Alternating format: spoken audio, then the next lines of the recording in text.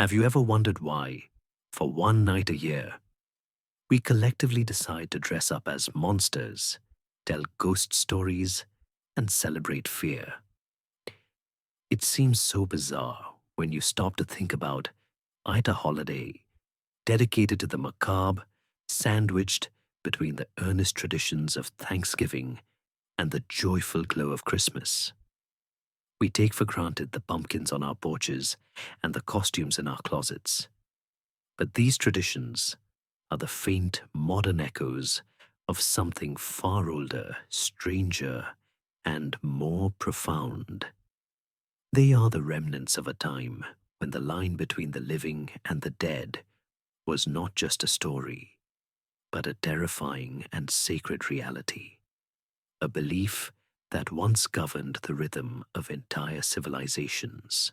We are going to trace that story from its ancient smoky origins all the way to the brightly lit suburban streets of today. And I think you'll be surprised by the journey. I'm glad you're here, wishing you peace, rest, and maybe a little historical inspiration before sleep. Take a moment to like the video and subscribe, but only if you genuinely enjoy what I do here. And just for fun, I'd love to see where you're all listening from tonight. Go ahead and drop your city or country and the local time in the comments below. It's always amazing to see how far this little corner of the internet reaches. Now, let's settle in and travel back, long before the first jack-o'-lantern was ever carved, to a world lit only by fire and stars. Our story begins not with a date, but with a feeling a change in the air, a slant of light, a deep and ancient shift in the world's breathing. For the Celtic peoples who inhabited Ireland, Scotland, and parts of continental Europe over 2,000 years ago, the year was neatly cleaved into two halves, the light and the dark.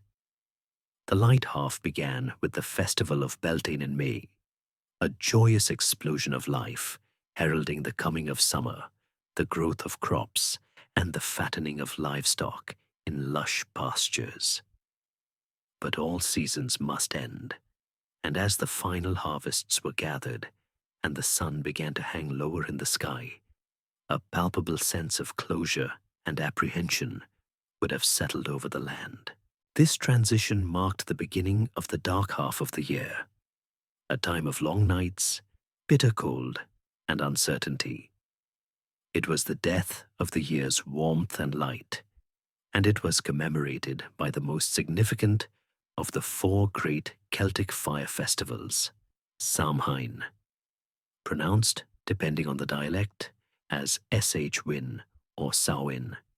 It was not just a day, but a threshold, a moment suspended between the past and the future, between the world of light and the world of encroaching darkness. It was their New Year's Eve, their final harvest feast, and their Day of the Dead, all rolled into one potent, supercharged observance. At its core, Samhain was an agricultural necessity. In a pastoral society, your life depended on the health of your herds and the bounty of your fields. This was the time when the cattle were brought down from their summer grazing lands to the relative safety of the enclosures. Difficult decisions had to be made about which animals were strong enough to survive the winter, and which would need to be culled, their meat salted and preserved to sustain the community through the lean months ahead. It was a time of feasting, yes, but a feast shadowed by the pragmatism of survival. Debts were settled, tribal assemblies were held, and the social order was reaffirmed before the isolation of winter set in. But beneath these practical concerns lay a far deeper, more mystical belief. The Celts perceived time not as a straight line, but as a cycle, and Samhain was what they called a liminal time, a moment that belonged to neither the old year nor the new. It was a crack in the fabric of reality, a time when the rigid laws of physics and spirituality grew weak and permeable. Most importantly, they believed that on the night of Samhain, the veil or border separating our world, the world of the living, from the other world, grew impossibly thin. This other world wasn't quite the heaven or hell we might imagine from a Christian perspective.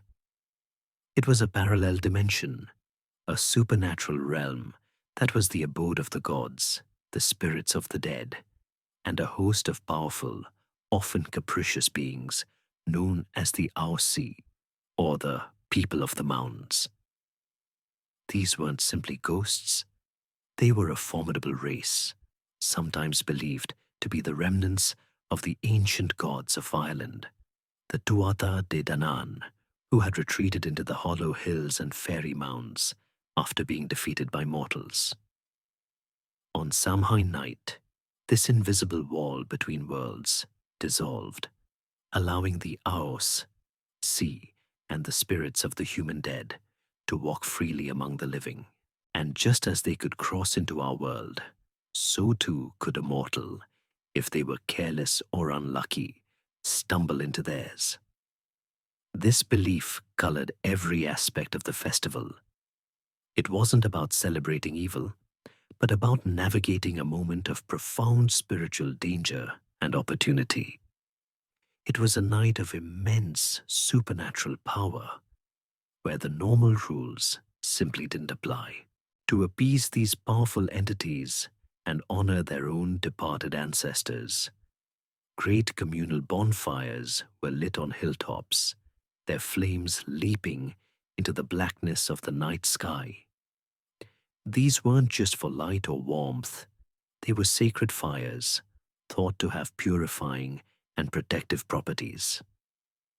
People and their livestock would often walk between two such fires as a cleansing ritual to carry them safely through the winter.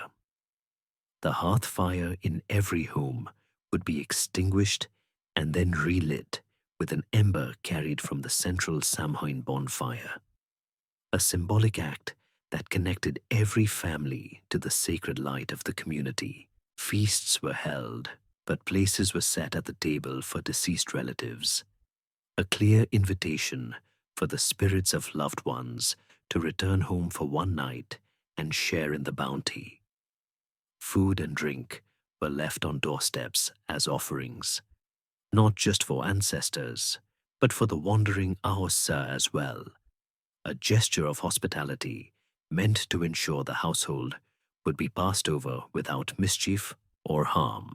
And this brings us to the great historical mystery of Samhain, the question that echoes through the centuries, colored by the biases of those who came later. What was the true nature of these otherworldly visitors?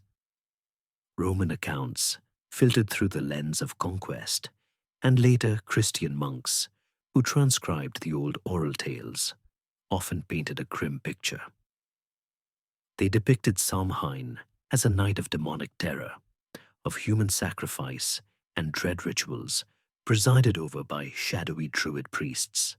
They framed the Aosi as demons and the ancestral dead as lost souls. But this was almost certainly a form of propaganda designed to cast the older pagan beliefs as sinister and wrong, thereby making Christianity seem like a necessary salvation. The genuine Celtic belief was likely far more complex and nuanced. Was the return of the dead a terrifying prospect, or was it a form of comforting communion with beloved family members? Were the Ahosi truly malevolent, or were they simply powerful, amoral beings, much like the forces of nature itself, dangerous if not respected, but not inherently evil? Without any written records from the Celts themselves, we are left to reconstruct their worldview from biased sources and archaeological clues. The truth of what an ancient Irishman or Scotsman truly felt, standing in the flickering light of the bonfire, staring out into a darkness that was no longer empty, is lost to us. They were preparing for a night where reality itself was about to be suspended, where the air would crackle with unseen presences. A night not of make-believe monsters, but of a very real and sacred haunting. That sacred, terrifying haunting we just spoke of needed a master of ceremonies, a spiritual guide to stand at the threshold between worlds and negotiate the terms of this annual communion. And this is where the spectre of the druids enters our story.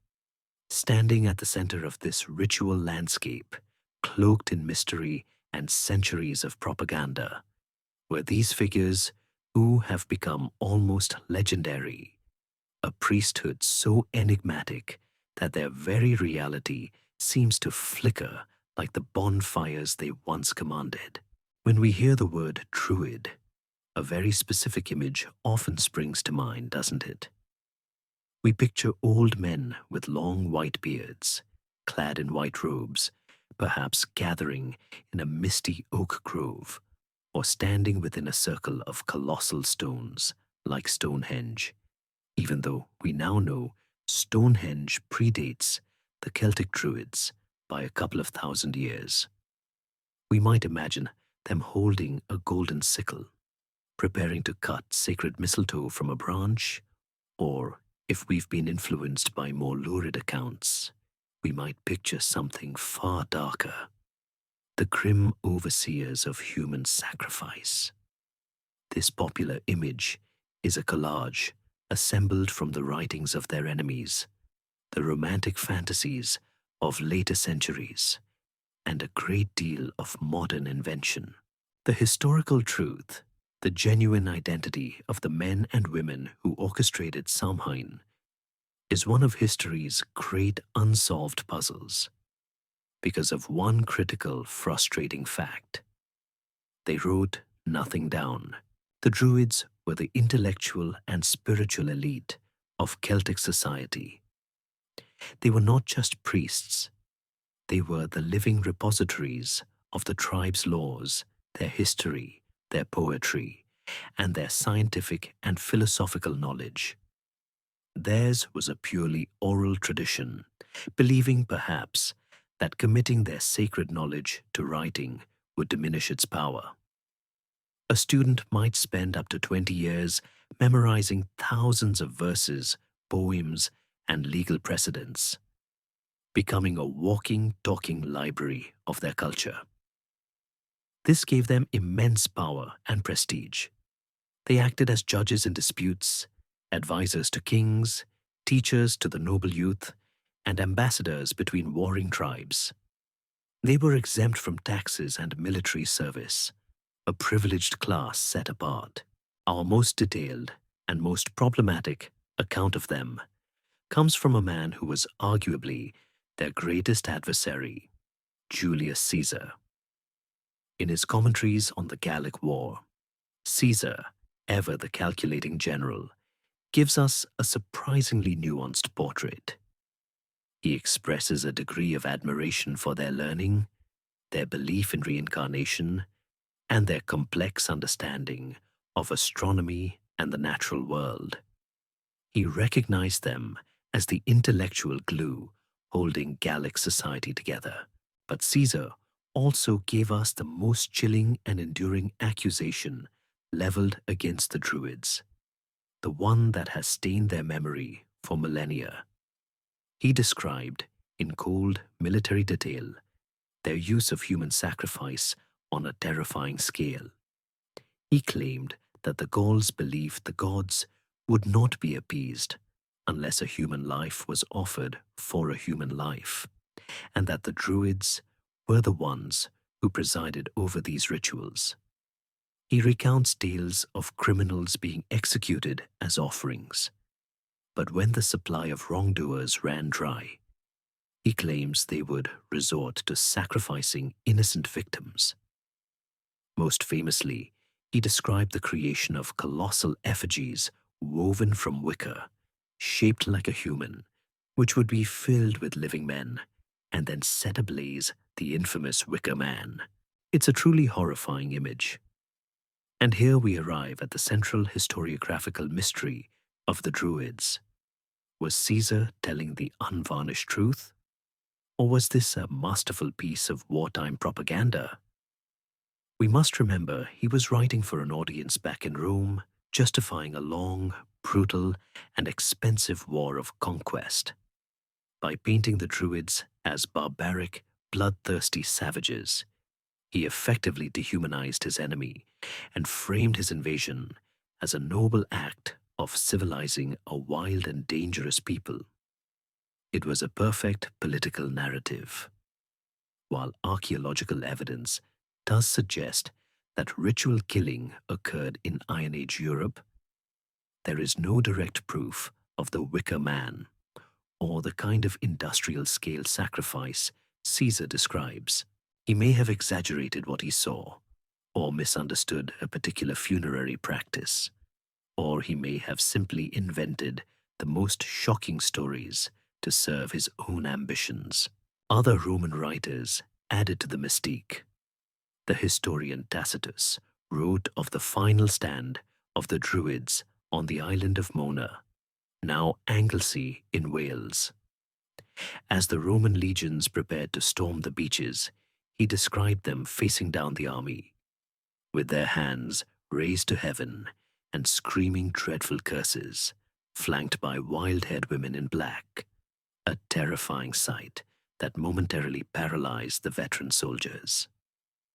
Pliny the Elder, a naturalist, gave us the more serene, almost picturesque image of a druid in a white robe climbing an oak tree to cut mistletoe with a golden sickle on the 6th day of the moon, a ritual followed by the sacrifice of 2 white bulls. Each account adds a brushstroke to the portrait, but always from the outside, always from the perspective of the conqueror or the curious observer. None of them tell us what the Druids believed in their own words. So when the veil thinned at Samhain, what was their specific role? We can only infer. They would have been the keepers of the calendar, the ones who declared the precise moment the festival should begin.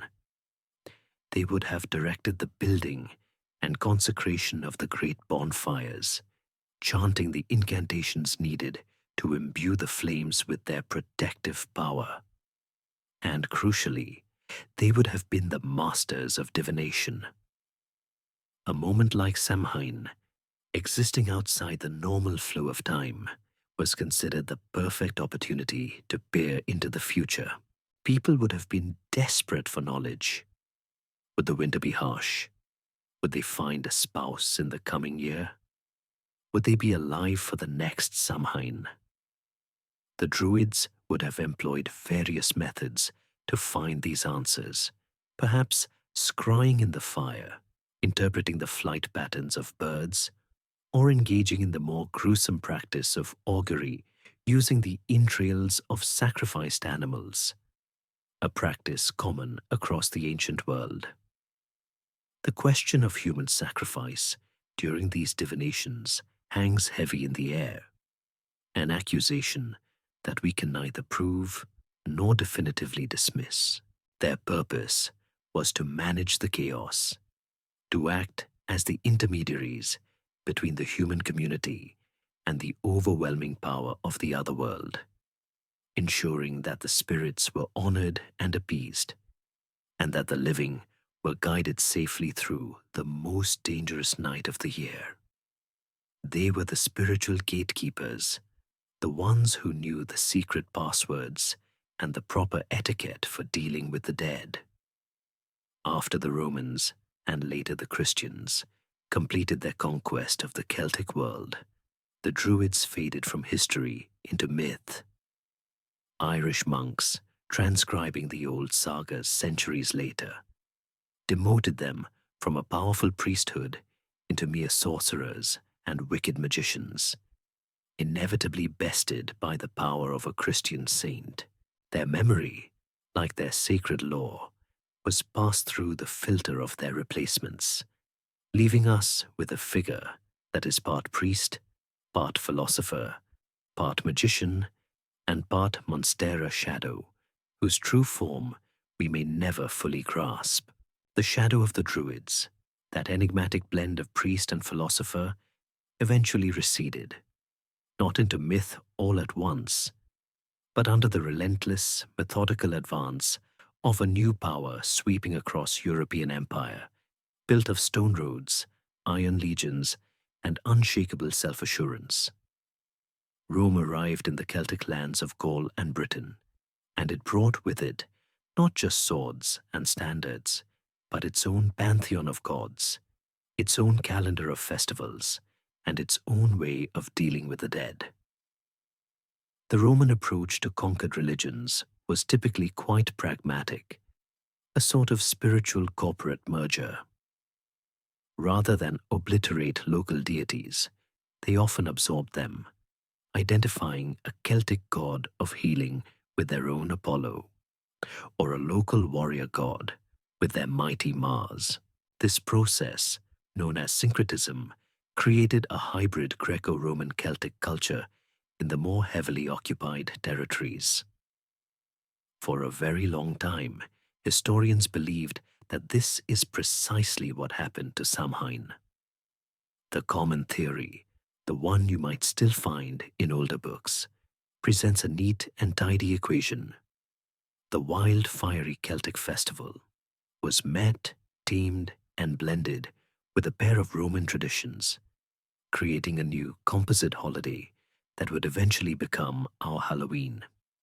It's a compelling story, but like the tales of the Wicker Man, it's a story that has begun to fray under closer scrutiny, revealing a much more complicated and mysterious interaction. The first of these supposed Roman ingredients was a festival known as Feralia. Unlike the explosive communal bonfire rites of Samhain, Feralia was a much more somber and intimate affair. It marked the final day of a 9-day observance in late February called the Parentalia, a time dedicated entirely to honoring the spirits of one's ancestors, the Manes. Roman life was governed by a complex web of obligations, and few were more important than the duty owed to the dead. The Manes were not distant, harmless ghosts. They were considered active, if unseen, members of the family, and their disposition depended entirely on the piety of their living descendants. If properly honored, they were benevolent guardians, but if neglected, they could become malevolent spirits, lemures, who would rise from their graves to haunt the households that had forgotten them. During Parentalia, all temples were closed, magistrates wore no insignia of office, and no marriages could be performed. It was a time of quiet reflection. On Feralia itself, families would go together to their ancestral tombs outside the city walls. They would clean the headstones and leave behind simple offerings, a handful of salt, some grains of wheat soaked in wine, and garlands of violets. It was a day of placation, a quiet settling of accounts with the spirit world to ensure another year of peace. The thematic connection to Samhain is obvious. Both were days focused on the dead returning or making their presence felt. Both involved making offerings. But the mood could not have been more different. One was a quiet, familial duty. The other a chaotic, community-wide negotiation with the supernatural at the very edge of the known world.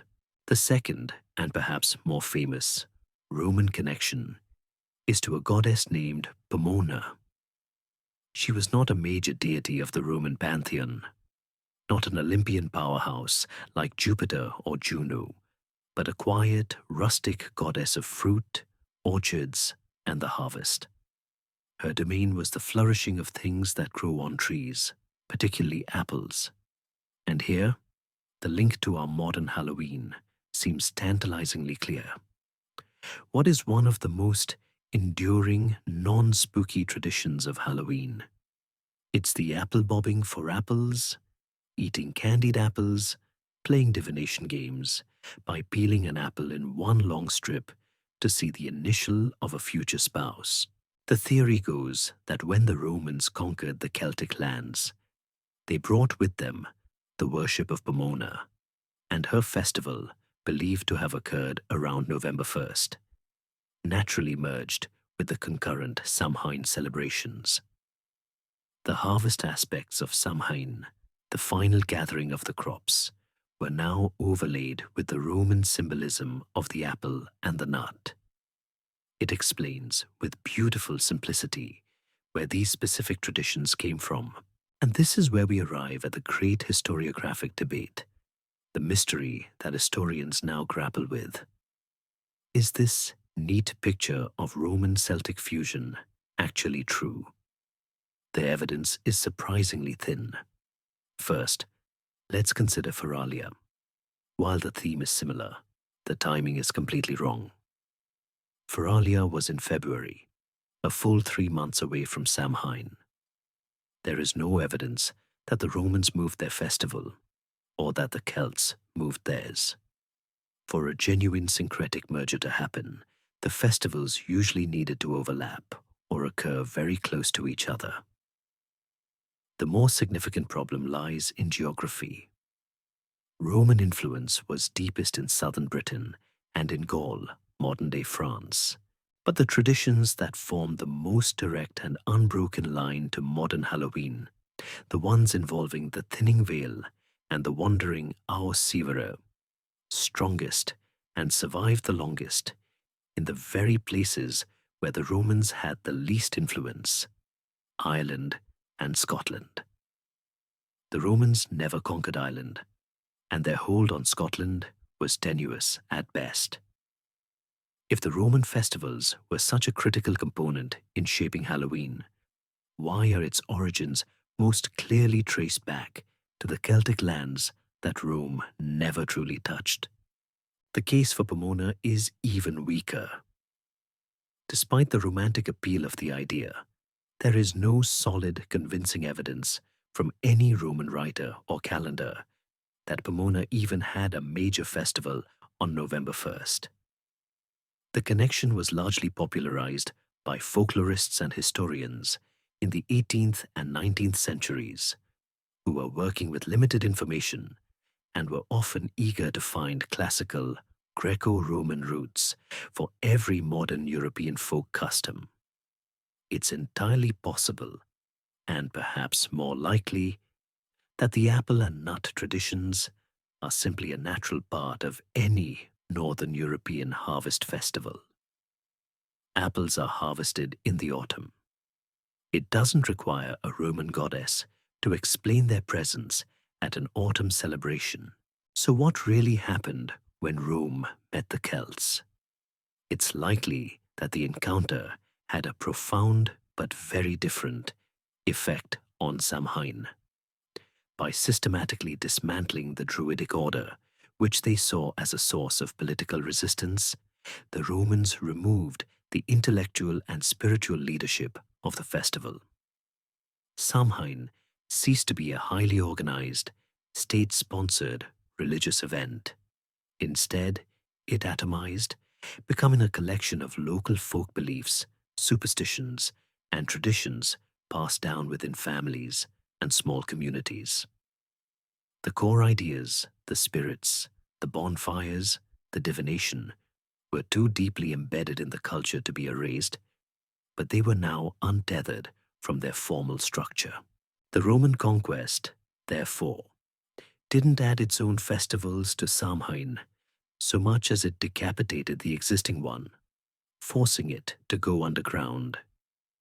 It became less of a religion and more of a persistent, unshakable superstition, which, paradoxically, may have been the very thing that allowed it to survive the arrival of the next great empire, an empire of faith that would view these old ways not as a curiosity to be absorbed, but as a demonic evil to be eradicated. The old ways, untethered from their druidic leadership, managed to survive the fall of Rome, persisting as a kind of cultural muscle memory in the communities furthest from the empire's reach. But as the Roman legions marched out, a new and far more organized spiritual force was marching in, one whose ambition was not the conquest of territory, but the conquest of souls. Christianity spread across Europe with a powerful message of salvation and a highly structured hierarchy, and it encountered these resilient pagan traditions not with the pragmatic syncretism of the old Roman governors, but with the conviction of a singular universal truth. To the early church, the Ausi were not capricious nature spirits. They were demons. The ancestral dead, if not in heaven, were in hell or a new, intermediate place of purification. The Samhain bonfires were not protective beacons. They were the fires of pagan blasphemy. The initial approach was often one of confrontation and suppression, with zealous missionaries felling sacred trees and denouncing the old festivals as devil worship. But they soon discovered that a belief system woven into the very fabric of the agricultural year, a tradition that gave people a way to cope with the turning of the seasons and the reality of death, could not be simply torn out by the roots. For every pagan rite they stamped out, another seemed to sprout in its place. The old ways were too strong. Faced with this stubborn persistence, the Church, in a moment of brilliant strategic insight, changed its tactics. It pivoted from eradication to appropriation. This was not a secret conspiracy, but a declared and highly effective policy, most famously articulated by Pope Gregory the Great at the turn of the 7th century. In a letter to the abbot Mellitus, who was about to join the mission to Anglo-Saxon England, Pope Gregory gave some startlingly practical advice. He instructed the missionaries not to destroy the pagan temples, but to cleanse them with holy water, build Christian altars within them, and rededicate them to the service of the one true God. His reasoning was masterful psychological jujitsu. If the people could come to worship in the same familiar places they had always gathered, they would be more inclined to accept the new faith. And he went further. He advised that since the people were accustomed to feasting and sacrificing animals to their gods, the Church should not abolish these feasts entirely. Instead, they should be moved to coincide with a Christian holy day, like the dedication of the new church or the feast day of a martyr. The people could still have their feast, but now they would be giving thanks to God for his bounty, not making offerings to demons. It was a strategy of redirection, of painting a new image on an old and beloved canvas. This policy of co-opting sacred time and space became the Church's primary tool for conversion, and its most successful application would be aimed directly at the heart of Samhain. The process was gradual. In the 7th century, Pope Boniface IV had established a feast day to honor all Christian martyrs. He chose May 13th, a date that itself may have been chosen to supplant another Roman festival for the dead, the Lemuria. For a time, this was the day the Church collectively honored its saints. But the real masterstroke came a century later in Rome.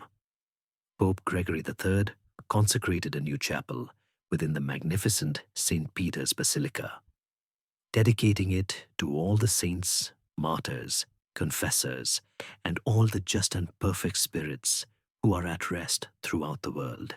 He fixed the anniversary of this dedication on November 1st. At first, this was just a local Roman observance, but in the year 835, Pope Gregory IV, with the strong backing of the powerful Carolingian Emperor Louis the Pious, extended the Feast of All Saints to the entire Catholic Church, commanding that it be celebrated everywhere on November 1st. And here we stand before the great historical hypothesis. Was this a coincidence? Or was it a direct, strategic move to neutralize the most powerful surviving pagan festival in Northern Europe? Most historians believe the latter. The timing is simply too perfect. The Church knew that the period around the beginning of November was a time of immense spiritual significance for the recently converted or half-converted peoples of the British Isles and Germanic lands. By placing a major, mandatory Christian celebration right on top of it, they were providing a direct substitute. All the energy, anxiety, and ritual focus that had previously been directed towards the thinning veil and the wandering spirits could now be channeled into the veneration of the holy saints.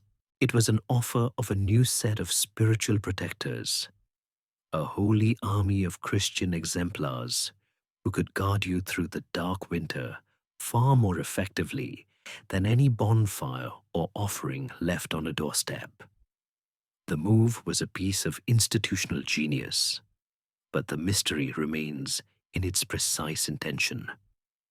Was the focus truly on stamping out the last vestiges of Samhain in faraway Ireland? Or was the standardization of the date more about unifying church practice across the vast Frankish Empire, with the counter-pagan effect being a convenient but secondary benefit? The documents don't state the motive explicitly, leaving us to infer this grand strategy from its undeniable results. To complete the transformation, another layer was added. In the late 10th century, the influential French abbot, Audelot of Cluny, saw that while All Saints' Day took care of the holy dead in heaven, it did nothing for the souls of ordinary people, your mother, your brother, your child, who were believed to be in purgatory, working off their sins before they could be admitted to paradise. He therefore established a new commemoration on November 2nd, to be called All Souls' Day, a day for the living to pray, give alms, and have masses said to speed the journey of their loved ones through the purifying fires.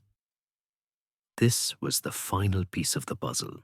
The Church now had a 3-day observance, a triduum of the dead, the evening of October 31st, the vigil for All Saints' Day, November 1st, All Saints' Day itself, and November 2nd, All Souls' Day. This new Christian framework perfectly mirrored and absorbed the old anxieties of Samhain. The belief that the dead returned was no longer a pagan terror, but a Christian reality.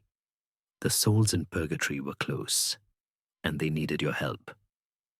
The bonfires that were once lit to ward off evil spirits could now be reimagined as soul lights, symbolizing a Christian soul trapped in purgatory, or simply lighting the way for the saints. The old night was not destroyed. It was given a new name and a new theology, becoming All Hallows' Eve, the evening before the Holy Ones.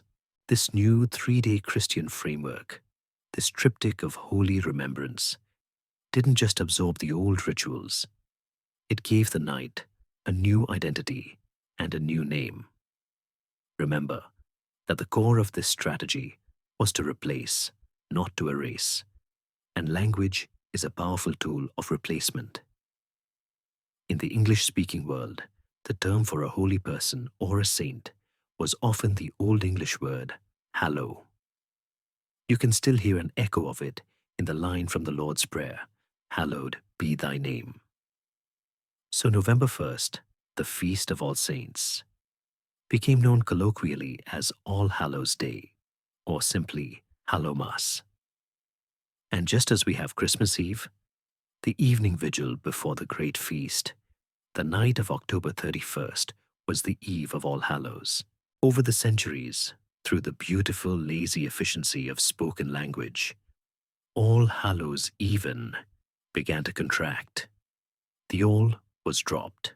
Hallows and even were slurred together.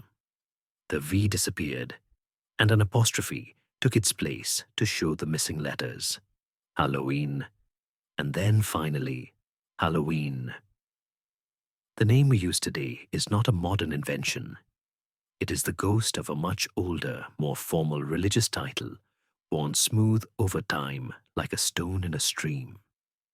It is the direct linguistic descendant of the Church's great campaign to co-opt the ancient fires of Samhain.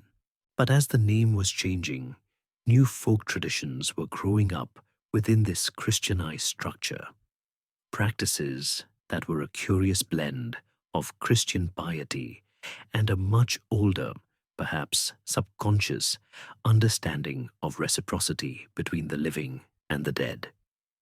The focus shifted particularly to the new festival of All Souls' Day on November 2nd, that time for remembering the ordinary dead, the souls in purgatory. The theology was clear.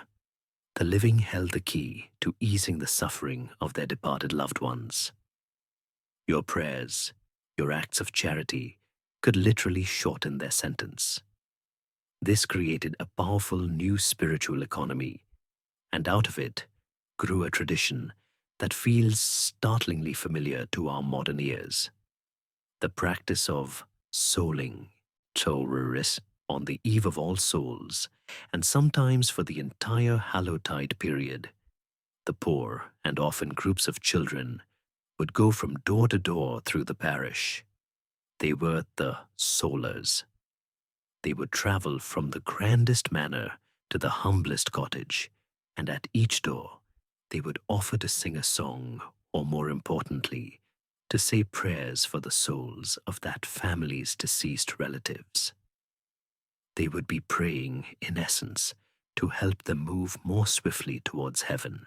In exchange for this spiritual service, they would be rewarded with food. Not just any leftovers, but special, purpose-baked little treats called soul cakes. These were typically small, round, spiced cakes, often with a cross marked on the top to signify that they were given as alms. Recipes varied from region to region, but they were often filled with sweet spices like cinnamon and nutmeg, and perhaps dotted with currants. For the children, it was a welcome treat and a festive game. For the poor, it was a crucial source of food as winter approached. But for everyone involved, it was a deeply meaningful transaction. The household fulfilled its Christian duty of charity, while also taking a practical step to aid their ancestors in the afterlife. The soulers, by their prayers, were performing a genuine act of spiritual mercy. Every cake given and received was part of a ritual that bound the community together, linking the rich and the poor, the living and the dead, in a web of mutual obligation. One surviving song from the period captures the sentiment perfectly. A soul cake, a soul cake. Have mercy on all Christian souls for a soul cake. And here we must pause, because the connection seems almost too perfect, too obvious to be true. A group of people, often children, going from house to house, asking for food as part of a Halloween-tide tradition. It sounds exactly like the blueprint for modern trick-or-treating, doesn't it? This is the mainstream historical fact. Souling was a widespread and well-documented practice in parts of England and beyond for centuries. But the great historical mystery, the open question that folklorists still debate, is whether souling is the direct, unbroken ancestor of trick-or-treating, or simply a fascinating parallel. The case for a direct lineage is compelling. The structure of the ritual is identical: procession, request, reward. It happens at the same time of year and involves a communal exchange between households. It's easy to imagine that over centuries, As the specific religious belief in purgatory waned, the soulful purpose was forgotten, leaving only the fun, festive shell of the activity itself. The prayers faded away, but the expectation of a treat remained. However, many historians urge caution. They point out that the intent is completely different. Souling was a solemn, pious act of remembrance and prayer. Trick-or-treating, as we'll see it later emerge, is based on a playful threat, a form of festive extortion. Give me a treat, or I'll play a trick on you. Furthermore, the practice of souling had largely died out in England by the 19th century, just as a similar but distinct tradition called guising was flourishing in Ireland and Scotland. It's in those Celtic lands, the very heartland of the old Samhain, that we find the practice of dressing in costumes, disguising oneself to go from door to door, reciting a poem or performing a little party piece in exchange for nuts, apples, or coins. So is trick-or-treating the child of English souling or of Scottish and Irish guising?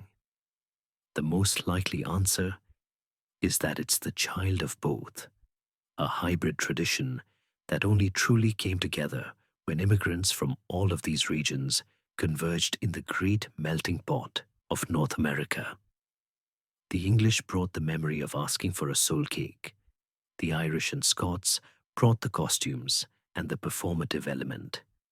And somewhere in the crowded neighborhoods of the New World, these streams of tradition would merge. The old practice of souling faded into a gentle memory, a whisper of a time when a simple spiced cake could be a prayer, a feast, and a comfort, a tangible link to the unseen world of the beloved dead who were not forgotten. The gentle, pious transaction of souling, where a small cake was exchanged for a prayer, was one way the medieval world engaged with the unseen on All Hallows Eve. It was an orderly, church-sanctioned ritual that brought comfort and reinforced the social and spiritual order. But existing alongside it, often in the very same villages and towns, was another much wilder tradition, a practice that was less about piety and more about chaos, disguise, and a joyful, sometimes menacing, explosion of misrule. This was the world of mumming and guising, the ancestor of the modern costume party, and it tapped into a much deeper, more primal instinct to not just remember the spirits, but to become them, if only for a night.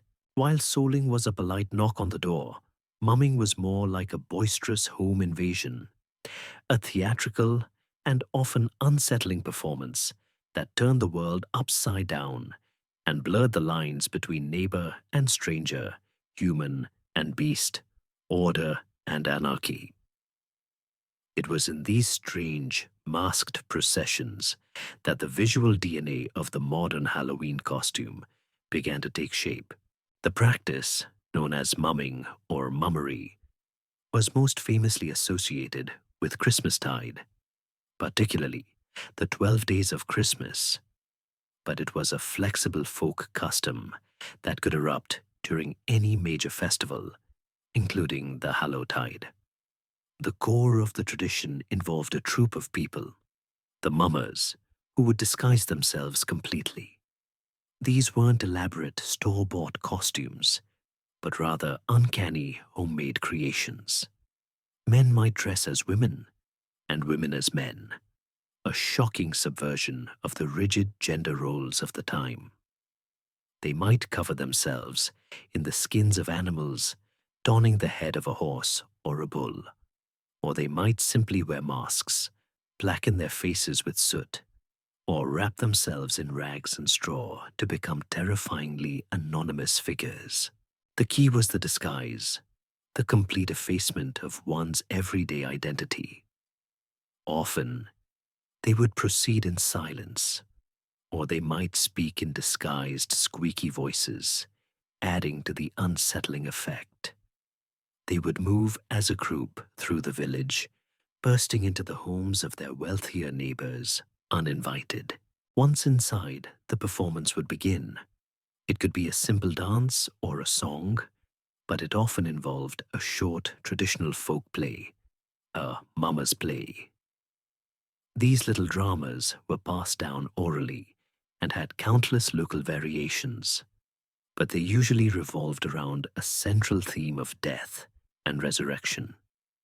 A hero, perhaps St. George, would fight a villain, like a Turkish knight or a comical dragon. The hero would be struck down, killed, and the audience would lament his passing, only for him to be miraculously brought back to life by a clownish figure known as the Doctor, who would administer some absurd, magical cure.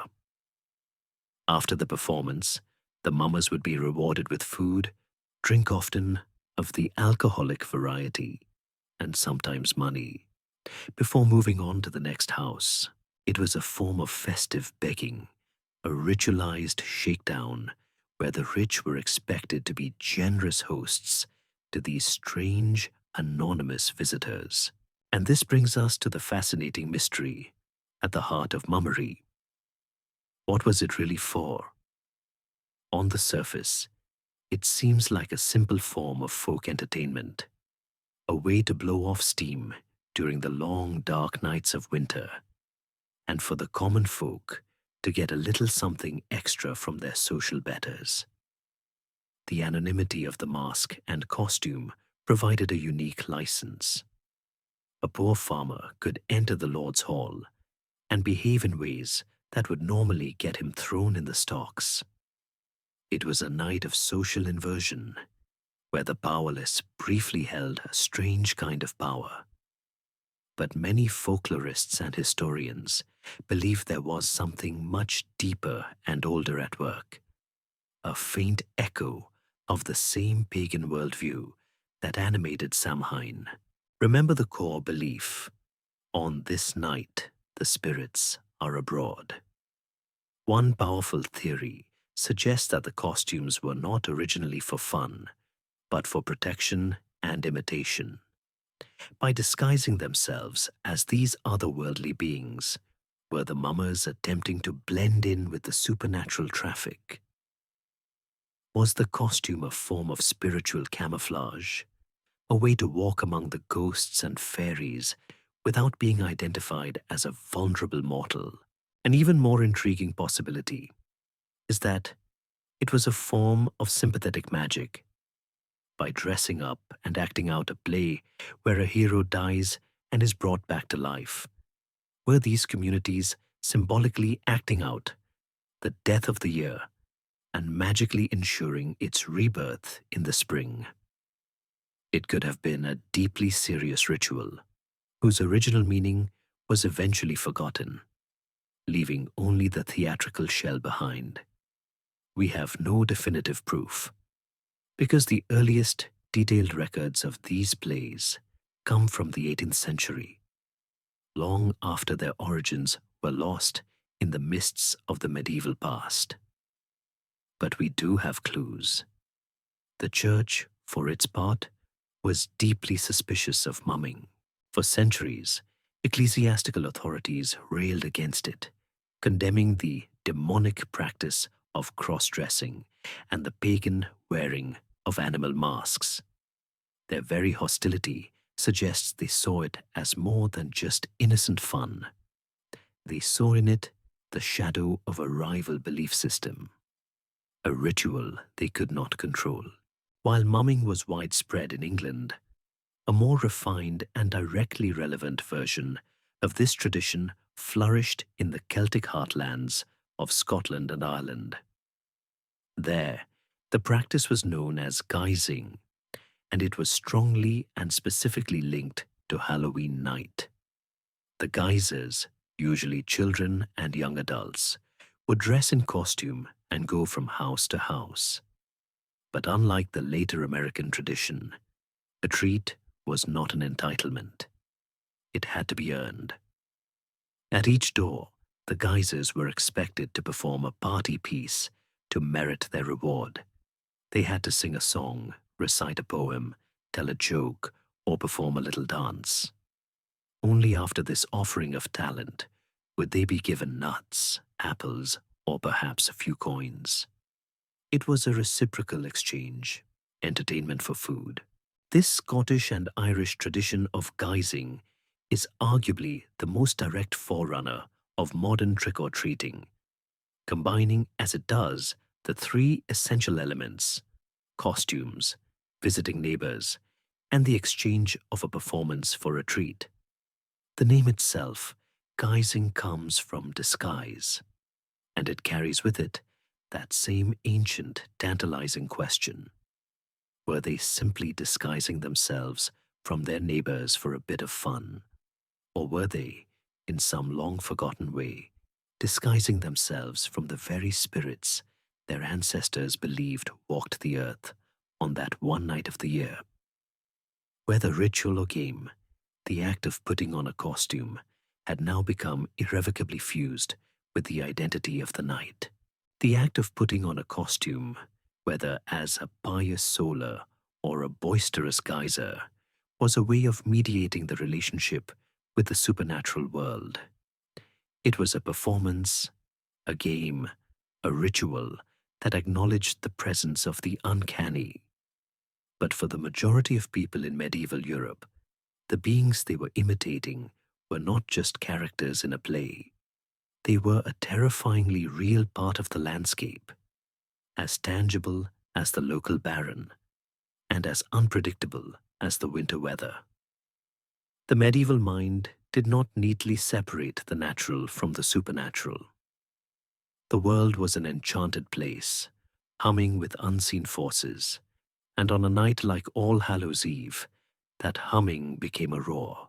The vague, awe-inspiring spirits of the Celtic otherworld had, over centuries of storytelling and theological debate, been given names, faces, and very specific, often malevolent, job descriptions.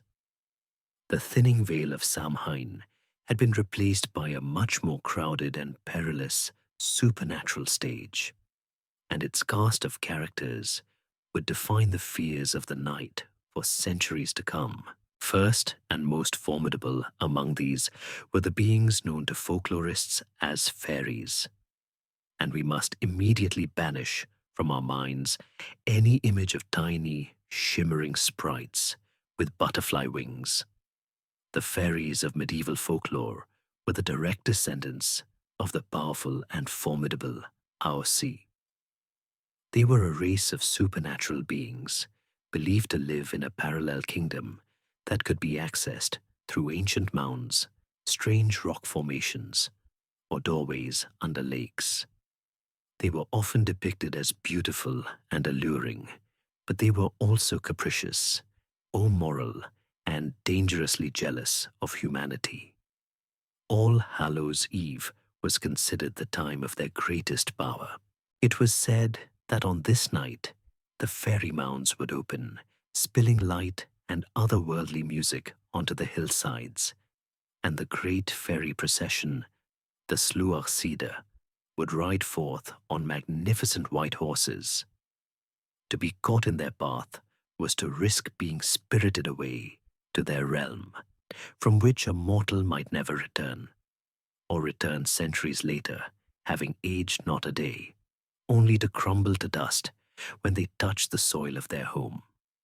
They were blamed for stealing away beautiful babies and leaving wizened, sickly changelings in their place. They could spoil the milk, blight the crops, and lead travelers astray into impossible bogs with their flickering lights, the will-o'-the-wisps. Protecting oneself from them on Halloween required specific countermeasures: turning one's coat inside out to confuse them, carrying a piece of iron in one's pocket, as they were famously averse to the metal, or simply staying indoors and not tempting fate by wandering near any known fairy haunt. Alongside these ancient nature spirits, a new and more sinister figure was taking shape in the European imagination, a threat that was not otherworldly, but terrifyingly human. The witch. The concept of the village sorcerer or cunning woman who could use herbs for healing or cast charms for good or ill was an ancient one. But during the later Middle Ages, influenced by the writings of theologians and inquisitors, this image began to transform into something far more diabolical. The witch was no longer just a practitioner of folk magic. She was a heretic, a traitor to humanity who had made a conscious pact with the devil. In exchange for blasphemous worship, Satan would grant her supernatural powers, the ability to fly through the night, to shapeshift into an animal, to curse her neighbors, and to control the weather. And a night of such profound supernatural chaos as All Hallows' Eve was naturally seen as their prime time for activity. It became cemented in folklore as one of the great witch Sabbaths, a night when covens would mount their broomsticks or ride on the backs of transformed animals and fly to a secret, desolate place to perform obscene rites, dance with demons, and pay homage to their dark master. This codified image of the diabolical witch turned every village into a potential nest of enemies from within. Any strange old woman living on the edge of town, any neighbor with whom you'd had a dispute, could now be suspected of this ultimate betrayal. And of course, there were the dead themselves. Remember that the church had neatly categorized them with the creation of All Souls' Day, placing them in purgatory, where they could be helped by the prayers of the living. But folk belief is always messier than formal theology. The old idea that the dead walked the earth on this night persisted with incredible strength. Many of these were still seen as beloved ancestors, returning to the warmth of their old hearts, and a place would be set for them at the table, just as it had been 1,000 years before.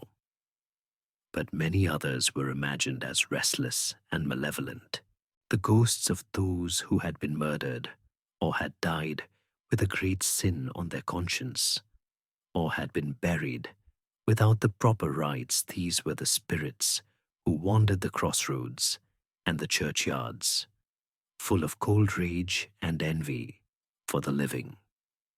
The ringing of church bells throughout the night on All Hallows' Eve was not just a call to prayer. It was believed to be a powerful sonic ward, its sacred vibrations driving back the demons and calming the tormented souls of the unshriven dead. This brings us to a deep historiographical mystery. How much of this terror was genuinely felt by the average person, and how much was a narrative imposed from above?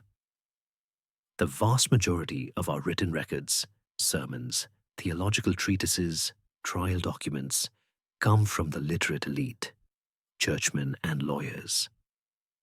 They had a vested interest in defining and categorizing supernatural evil. It is within these documents that the idea of the organized, devil-worshipping witch cult is most clearly articulated. But what did the farmer in his cottage actually believe? Was his fear focused on the grand satanic conspiracy, or was it a more local, practical fear of his neighbor's evil eye souring his butter, or of stumbling across a fairy procession on his way home from the tavern? It's a nearly impossible question to answer definitively. We are trying to reconstruct the mental world of people who left no written testimony. It's likely that their reality was a complex mixture of both. They absorbed the warnings from the Sunday pulpit, but filtered them through their own, much older local traditions. What is certain is that by the end of the Middle Ages, the night had become a landscape of tangible dangers.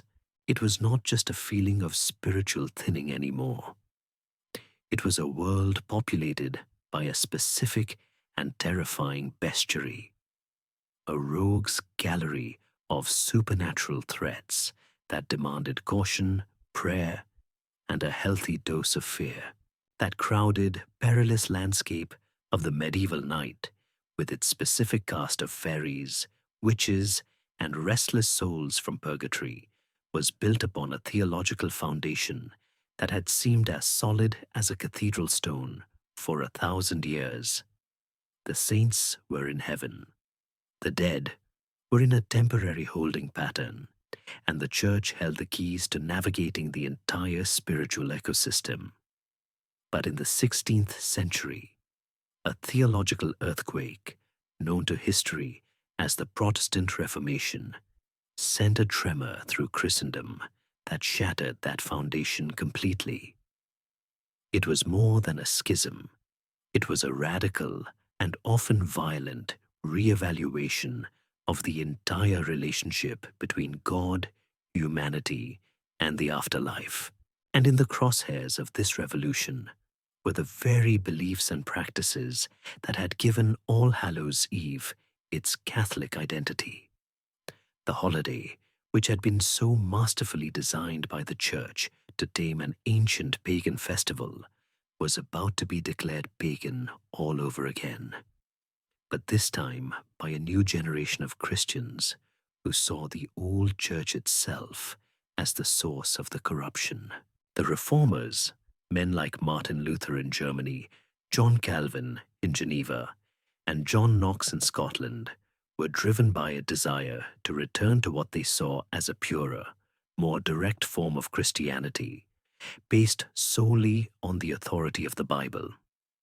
They conducted a kind of spiritual audit of the Catholic Church, and they found it bloated with what they considered to be man-made inventions and dangerous superstitions.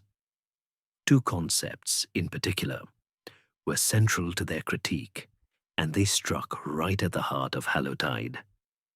The first was the doctrine of purgatory. To the reformers, this entire idea of a middle place where souls were painfully purged of their sins was a fabrication, a ghost story with no basis in Scripture, designed for one cynical purpose: to make money. The sale of indulgences, the fees paid for masses for the dead, the whole spiritual economy that fueled the practice of souling. They saw it all as a cruel deception played upon the grieving and the faithful. If there was no purgatory, then All Souls' Day on November the 2nd was a pointless, fraudulent observance. The dead were in heaven or they were in hell, and no amount of soul cakes or prayers from the living could change their fate. The second target was the cult of saints. The veneration of saints, praying to them as intercessors, and celebrating their feast days were, in the reformers' eyes, a form of idolatry, a violation of the commandment to worship God alone. All Saints' Day, the great festival on November 1st, was therefore a monument to this misguided practice. The Protestant God was a remote, sovereign, and jealous God who required no intermediaries. This theological shift was not a polite debate. It led to waves of iconoclasm across Europe. In newly Protestant lands, churches were cleansed. Stained glass windows depicting saints were smashed, statues were pulled down from their niches and beheaded, and colorful murals of the Last Judgment were whitewashed into oblivion. The entire apparatus of Catholic ritual, the bells, the incense, the holy water, the processions, was systematically dismantled. Naturally, the 3-day festival of Hallowtide was a prime target for abolition. In England, the Reformation proceeded in fits and starts, but by the reign of Elizabeth I, the official position was clear. All Souls' Day was suppressed, and the practices associated with it, like the ringing of bells for the dead and the offering of prayers for souls in purgatory, were declared illegal.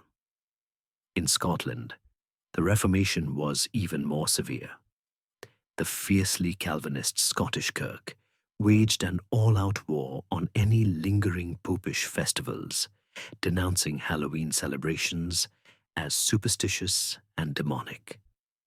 The bonfires that had once been co-opted by the church were now condemned once again, this time as a relic of a doubly damned pagan and Catholic past. The official holiday was, in essence, cancelled. And this leads us to the enduring historical mystery of this period. What happens when you ban a holiday that has been celebrated in one form or another for well over 1,000 years? Did the people simply obey? Did the ancient traditions of the night finally wither and die under the cold glare of Protestant theology? The answer appears to be no. Instead, the holiday seems to have gone into hiding, surviving in the cultural shadows, stripped of its religious justification, but too deeply ingrained in folk culture to disappear completely. This is where the story gets fascinating. By removing the official church-sanctioned framework for dealing with the supernatural, the reformers may have, paradoxically, re-enchanted the night with a much older and wilder magic. The Catholic Church had provided a neat, if terrifying, answer to the question of who was out and about on Halloween: the souls from purgatory. They were known entities with a clear purpose, and the living had a clear set of instructions for how to help them. But once purgatory was officially declared non-existent, that explanation vanished. The uncanny feeling of the night, however, did not. The sense that the veil was thin, that something was out there in the dark, remained. So who was it now? Without the souls from purgatory to blame, the popular imagination seems to have reverted to an older cast of characters. The fairies, the mischievous spirits, the unclassifiable bogies, and ghouls of pre-Christian belief. In a strange twist of fate, the reformers' war on superstition may have inadvertently cleared the way for an even more ancient set of superstitions to re-emerge and fill the void. The traditions themselves mutated. The practice of souling, now devoid of any theological purpose, faded away in most places. But the bonfires continued, no longer as official soul lights, but simply as Halloween fires, a focus for community gatherings, a place for neighbors to share stories and roast apples, their original purpose half remembered or completely forgotten. Guising, especially in Scotland, where the official ban was harshest, proved incredibly resilient. It lost its connection to the saints and became a purely secular act of mischief and fun.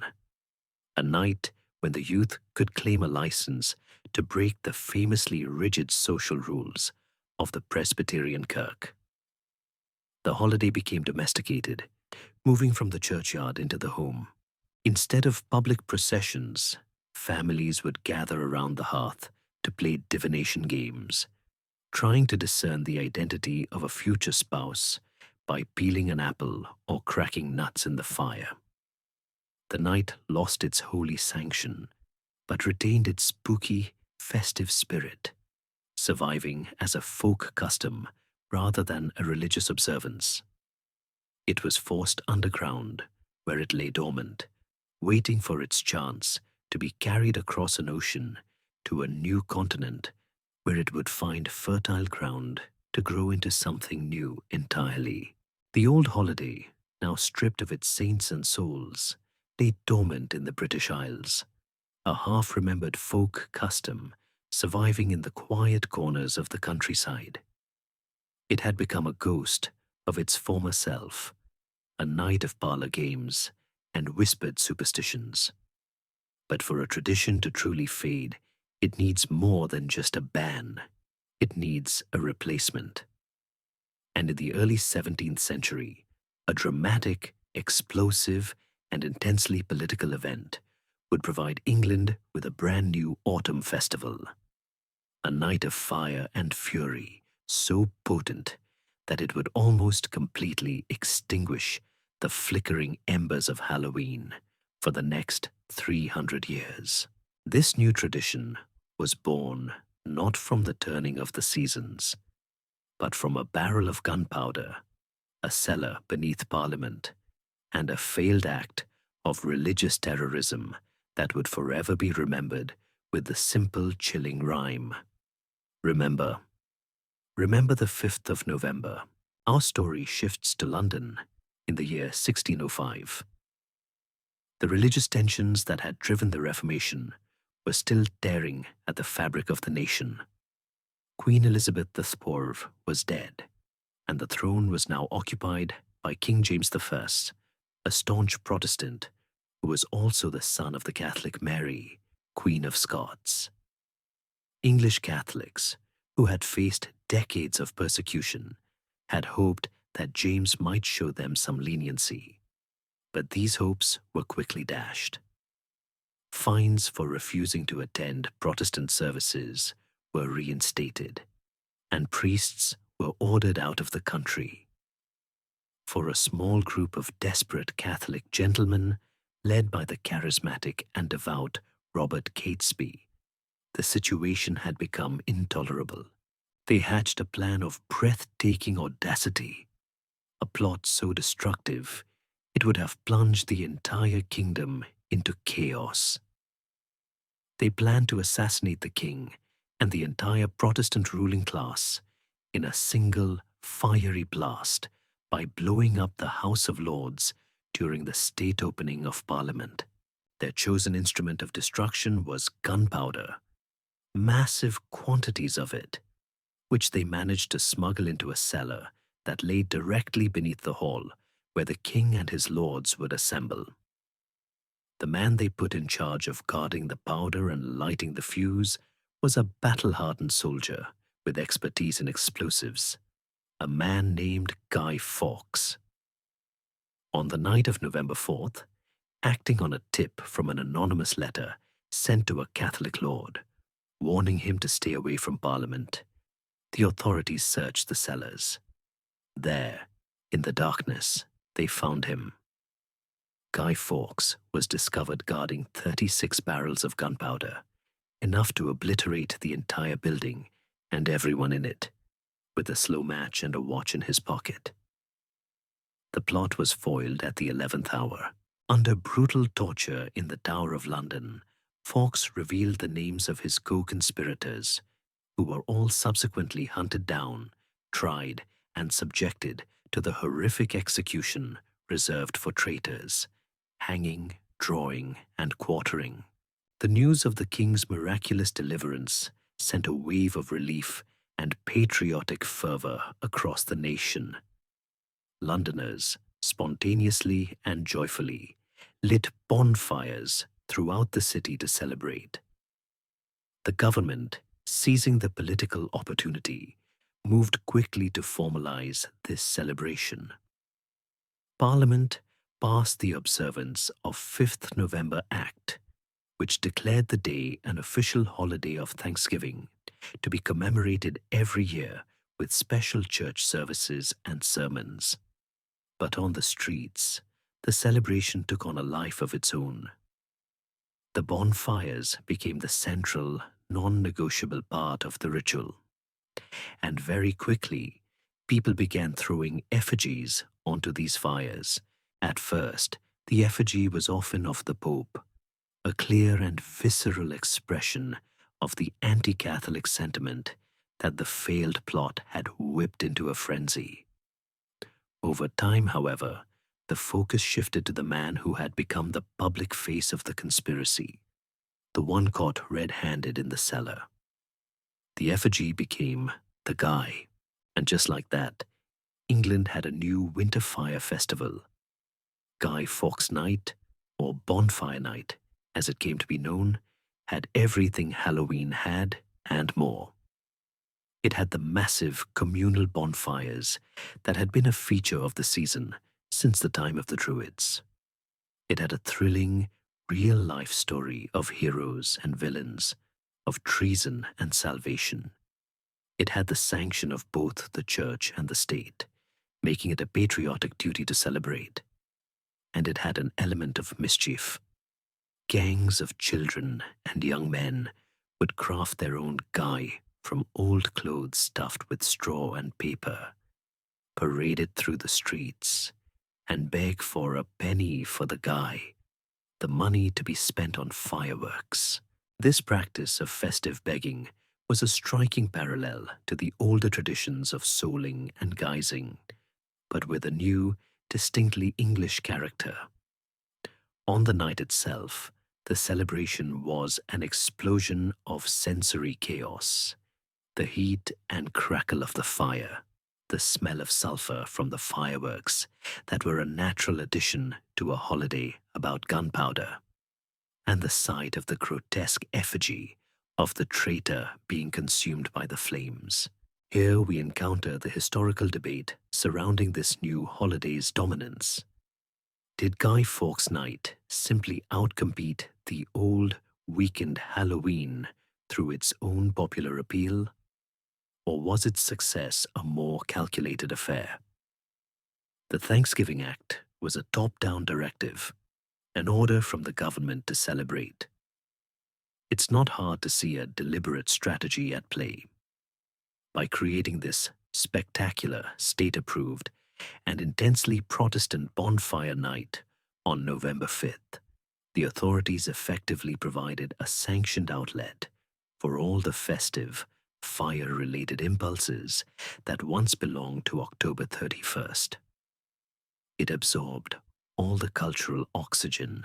Why gather for a shadowy, superstitious Halloween fire with its suspect Catholic and pagan roots when you could have a bigger, louder, more exciting and patriotic fire just 5 days later?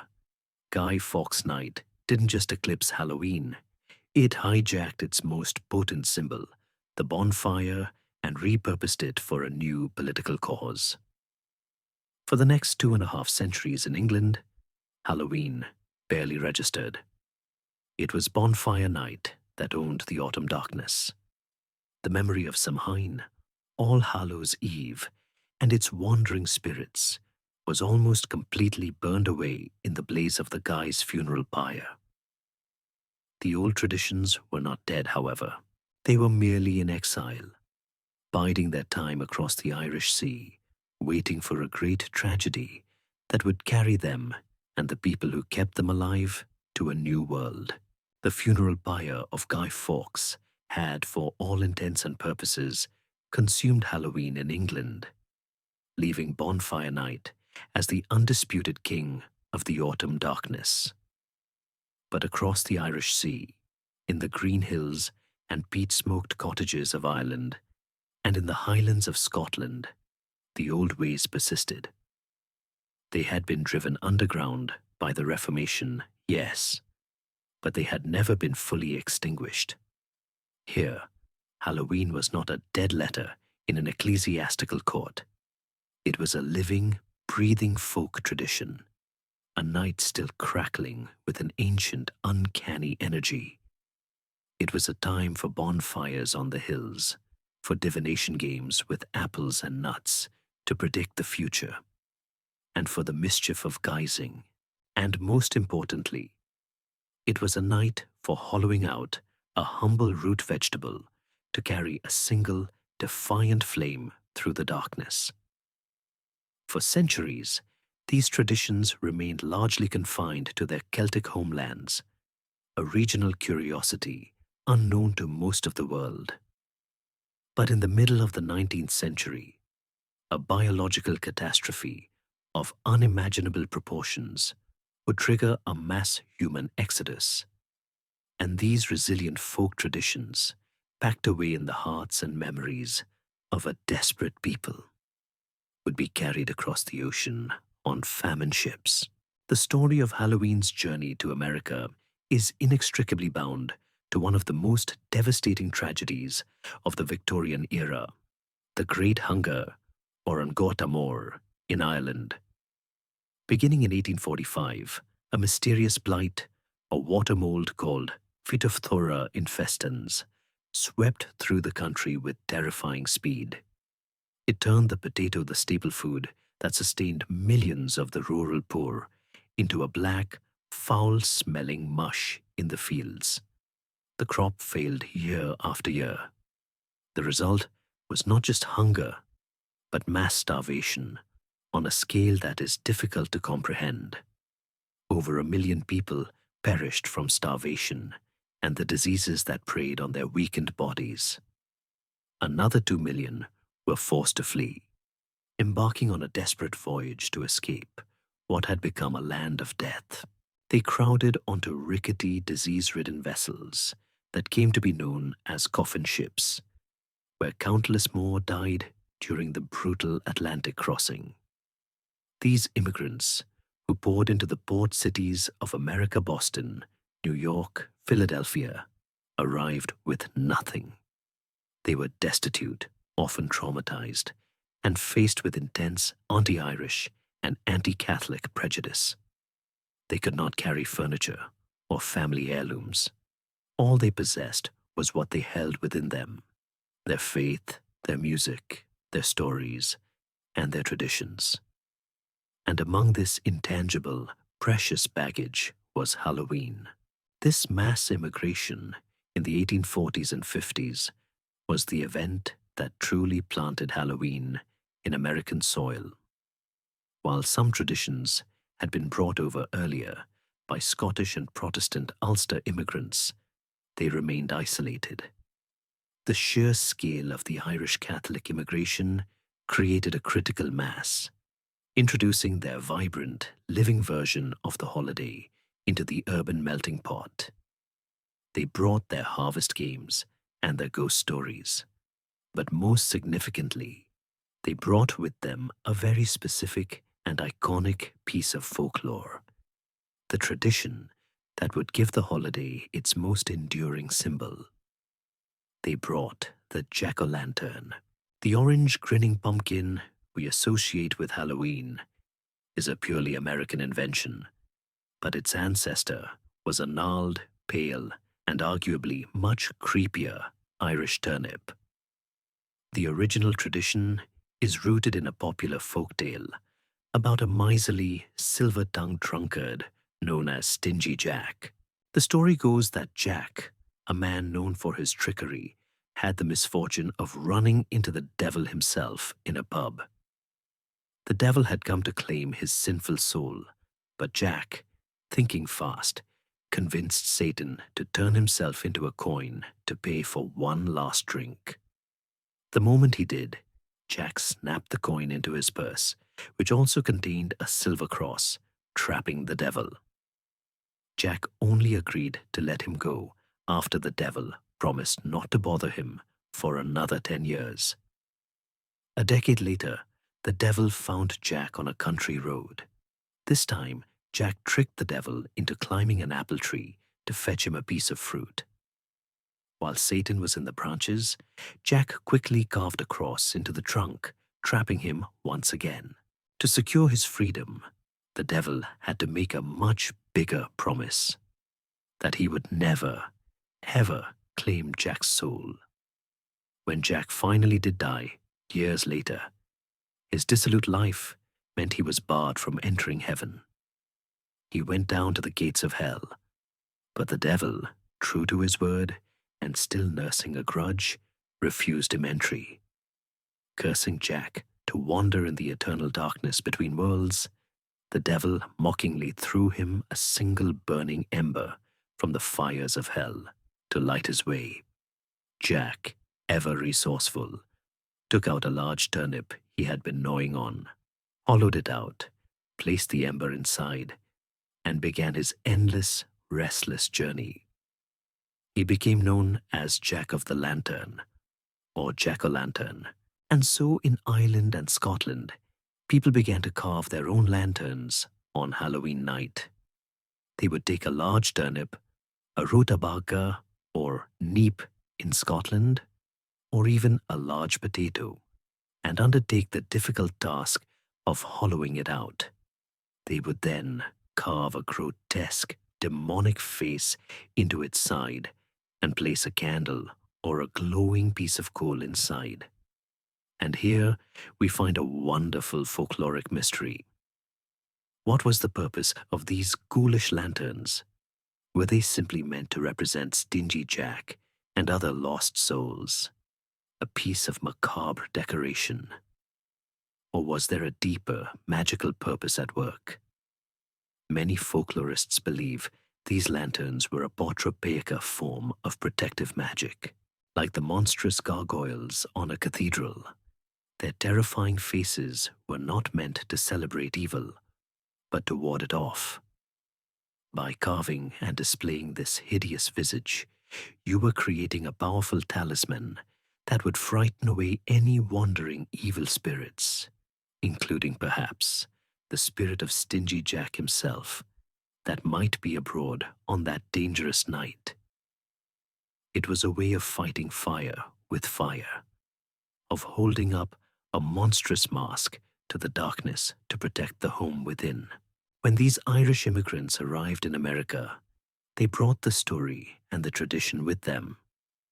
But they soon discovered that the turnips in their new home were often small and ill-suited for carving.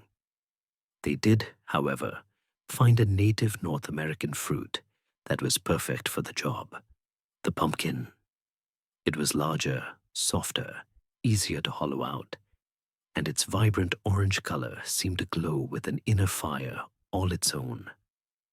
The switch from turnip to pumpkin was a simple act of cultural adaptation, a substitution of a more suitable local material. But in that moment, the quintessential American Halloween symbol was born. The grim, pale face of the Irish turnip ghost was replaced by the cheerful, sometimes goofy, sometimes menacing grin of the American pumpkin, ready to be placed on every porch. The great tragedy of the famine, a story of blight and starvation, had the unforeseen consequence of ensuring the survival and spectacular rebirth of an ancient tradition, a tradition whose ghostly light would now begin to spread across a whole new continent. That ghostly light of the jack-o'-lantern, first carved from a humble Irish turnip, and then reborn in the vibrant orange of an American pumpkin, did not stay confined to the crowded, gaslit streets of the eastern port cities. As the nation expanded westward, as forests were cleared and prairies were plowed, the traditions carried by those millions of immigrants began to spread, carried by settlers, merchants, and the simple word of mouth. And as Halloween moved out of the tight-knit urban enclaves and onto the vast open spaces of the American frontier and the farmlands of the Midwest, it underwent another remarkable transformation. It shed some of its darker, more menacing Celtic skin and merged with the existing, deeply ingrained American tradition of the Harvest Festival. The result was a uniquely American version of the holiday, one that for a time was less about ghosts and ghouls and more about community, matchmaking, and the anxious, hopeful magic of peering into the future. In the small towns and rural communities of 19th century America, the end of October was a time of profound relief and communal celebration. The harvest was in, the barns were full, and the community could take a collective breath before the harsh grip of winter closed in. This was the natural time for a play party or a harvest supper, a chance for scattered neighbors to come together for feasting, dancing, and fellowship. Halloween, with its rich history of games and feasting, slotted perfectly into this existing social calendar. It became the designated night for the big end-of-season party, often held in a festively decorated barn or a town hall. The spooky elements were still there. Of course, people told ghost stories around the fire, and children might dare each other to walk past the local graveyard. But the dominant spirit of this Americanized Halloween was one of playful social fun, and at its heart was a singular overriding obsession: divination, specifically love divination. For the young people of this era, especially young women, the choice of a marriage partner was the single most important decision of their lives, yet they often had very little agency in the matter. Courtship was a highly structured and often public affair. So on this one night, this night when the veil was thin and the future was felt to be close at hand, the rules could be bent.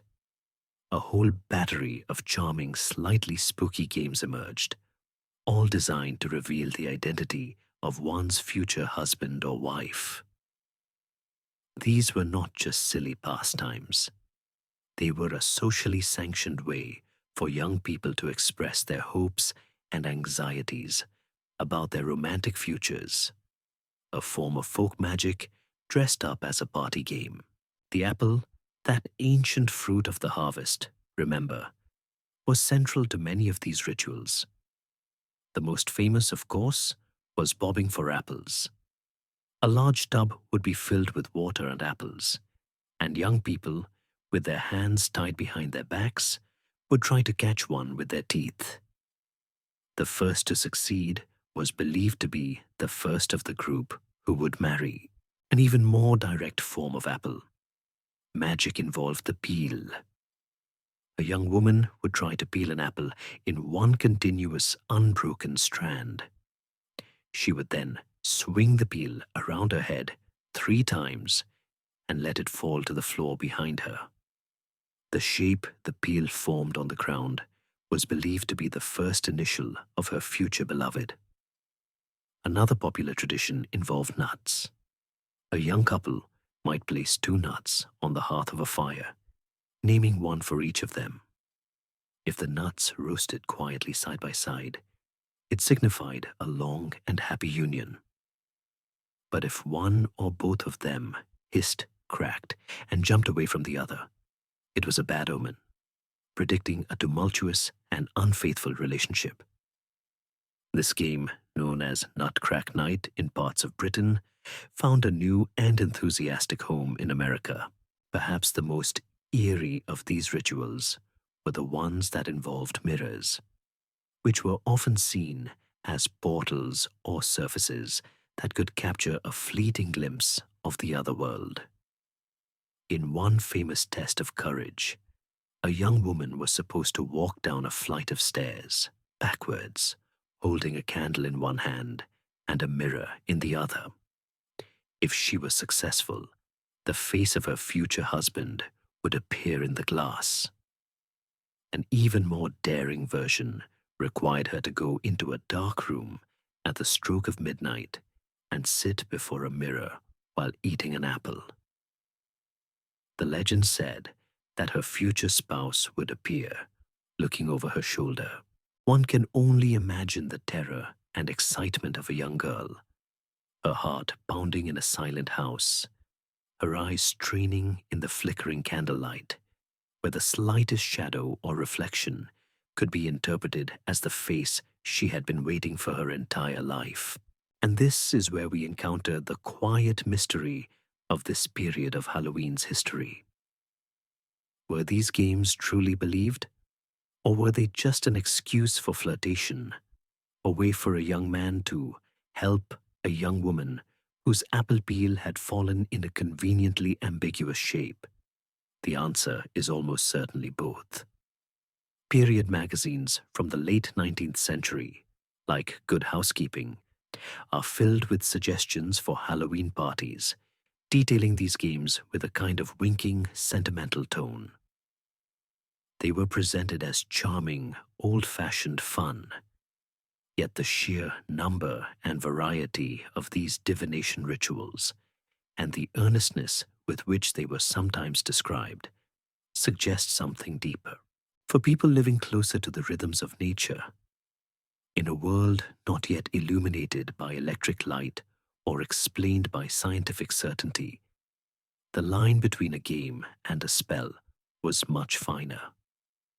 The night itself still held a genuine power, and these rituals were a way to tap into that power for a deeply personal and important purpose.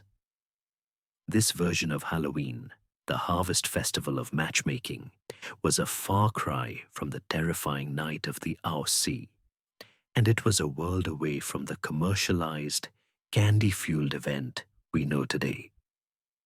It was a gentle, hopeful, and uniquely American interlude in the holiday's long and twisting history. A brief moment when the most frightening thing you are likely to see on Halloween was the face of your future beloved reflected in a darkened mirror. That face in the darkened mirror, the one so anxiously awaited by a young girl on the American frontier, was a reflection of a Halloween that was intimate, hopeful, and deeply personal. But as the 19th century drew to a close, America was changing at a breathtaking pace. The quiet agrarian society was giving way to an industrial powerhouse, with booming cities, a rapidly growing middle class, and a new obsession with order, propriety, and social refinement. This was the Victorian era, an age that sought to polish every rough edge of human experience, from furniture design to emotional expression. And a wild, unpredictable folk holiday like Halloween, with its roots in pagan chaos and rustic superstition, was a prime candidate for a thorough and vigorous cleaning. The holiday was invited out of the barn and into the parlor, and in the process, its very soul was redecorated. The truly terrifying spirits of the past were politely asked to leave, and in their place came a new kind of ghost, the sentimental spook, a friendly, almost cuddly apparition perfectly suited for a tea party. This transformation was driven by the arbiters of the new middle-class taste, particularly the host of popular women's magazines that were exploding in circulation. Publications like Cody's Lady's Book and Harper's Bazaar became the guidebooks for how to live a proper modern life, and they began to feature articles on how to host the perfect Halloween gathering. They laid out a new blueprint for the holiday, one that emphasized structured games, elaborate decorations made of crepe paper and cardboard, and a focus on children. The old divination rituals, like peeling the apple and cracking the nuts, were still present, but they were reframed, stripped of their genuine magical anxiety, and presented as quaint, charming little icebreakers. The overarching goal was to create a safe, controlled, and picturesque event, removing any hint of genuine fear or social disorder. This new domesticated Halloween was also a visual feast, thanks to the booming postcard industry. A postcard craze swept America and Europe at the turn of the century, and Halloween became one of the most popular subjects. These cards, beautifully printed and often embossed, created a whole new visual language for the holiday. Their imagery was rarely frightening. Witches were depicted as rosy-cheeked young women, often shown riding their broom's side saddle. Ghosts were friendly, sheet-draped figures, and pumpkins were carved with wide, cheerful grins. It was a complete aesthetic makeover, turning the holiday's traditional monsters into cute, non-threatening mascots. But beneath this placid, sentimental surface, the Victorian era was wrestling with a profound and morbid obsession, one that connected to Halloween on a much deeper level. For all their propriety, the Victorians lived in a world saturated with death. Infant mortality rates were staggeringly high, and diseases like tuberculosis and cholera could snatch away a loved one with terrifying speed. This constant proximity to death fostered a complex and elaborate culture of mourning. There were strict rules for funeral etiquette, for the proper length of time to wear black, and for the use of post-mortem photography, where families would pose for one last portrait with their deceased children. They were a people desperately trying to manage their grief, and it is in this context of profound loss that one of the strangest spiritual movements in American history took root and flourished: spiritualism. Spiritualism was a new religion based on a single electrifying belief that the dead are not gone and that it is possible for the living to communicate with them. It began in 1848 with the Fawkes sisters in upstate New York, who claimed to be receiving messages from a spirit in the form of mysterious rapping sounds. The movement spread like wildfire. It offered what every other religion could only promise: not faith, but proof. In darkened parlors across the country, mediums, often women, would conduct seances, claiming to channel the spirits of the departed. These spirits would communicate through table tipping, automatic writing, or even by speaking through the medium's own voice. Crucially, the spirits they described were not the tormented souls of purgatory or the vengeful ghosts of folklore. They were happy, well-adjusted spirits living in a pleasant, utopian afterlife they called the Summerland. They were eager to chat, to offer reassurance to their grieving relatives, and to prove that death was nothing more than a gentle transition into a better state of being. And this brings us to a fascinating historical chicken and egg question. Did this widespread belief in friendly, communicative spirits sanitize Halloween, or were both phenomena spiritualism and the cute Halloween postcard simply parallel expressions of the same deep Victorian desire to tame death itself? The connection is undeniable. Halloween, with its ancient reputation as the night when the veil between worlds was at its thinnest, became the perfect, pre-existing occasion to engage with these spiritualist ideas. The old folk magic of trying to see a future husband in a mirror was now joined by the new, pseudo-scientific ritual of the seance. A Halloween party in a fashionable Victorian home might conclude with the guests gathering around a table in a dimly lit room, holding hands, their hearts fluttering, not with the fear of a demonic haunting, but with the thrilling, hopeful anticipation of hearing a comforting word from a departed aunt or brother. This was the ultimate domestication of the supernatural. The spirits were no longer a chaotic, invading force to be appeased or warded off. They were family members waiting for a long-distance call. This sanitized, spiritualist-inflected Halloween was a holiday of managed emotions and carefully curated atmosphere. It was less about confronting the terror of the unknown and more about finding comfort in a sentimentalized version of it. The jack-o'-lantern's grin was now more likely to be welcoming than menacing. The ghost stories told around the fireplace would have a gentle, moralistic ending. The night had been tamed, house-trained, and taught some manners.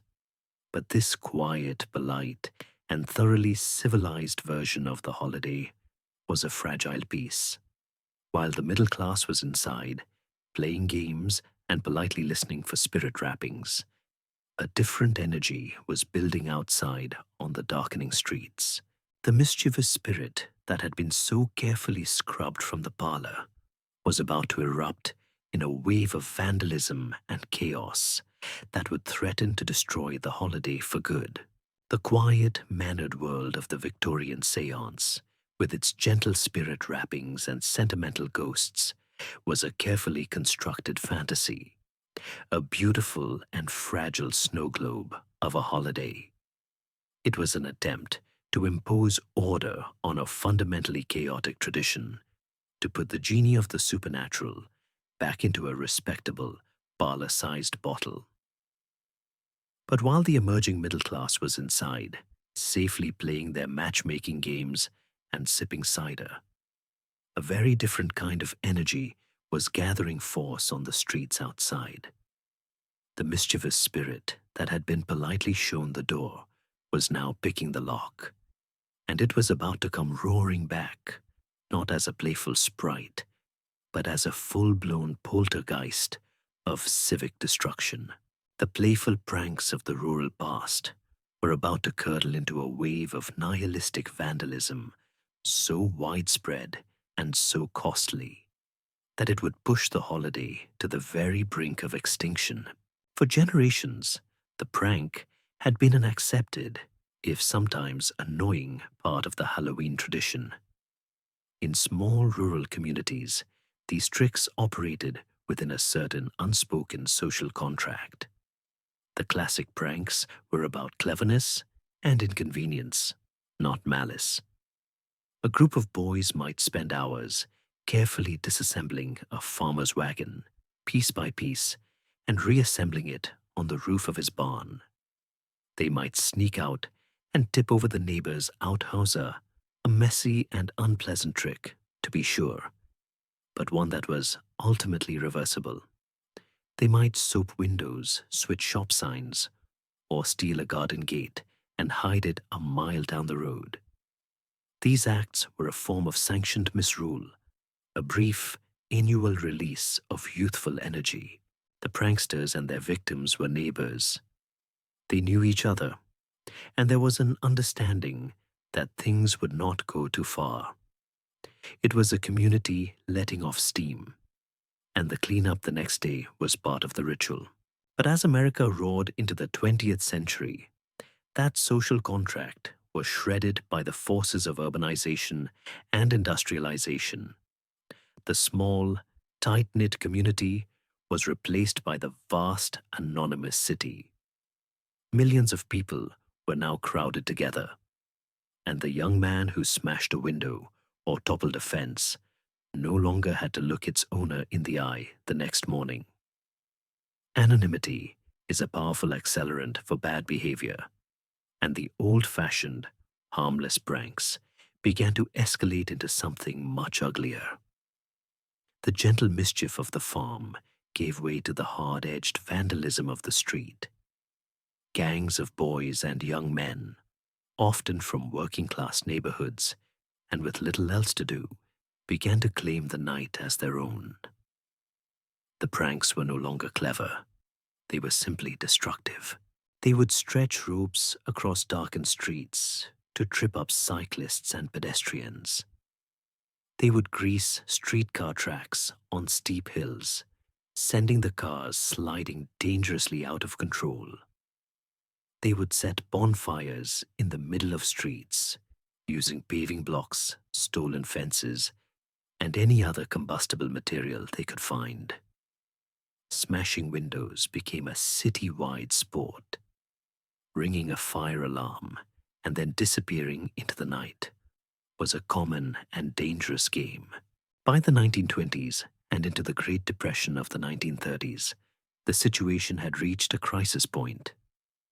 This was no longer just youthful hijinks. It was a serious threat to public order and safety. Newspapers across the country began to run editorials decrying the Halloween sadists and the carnival of destruction. The financial cost was staggering. Cities reported tens of thousands of dollars in damages each year.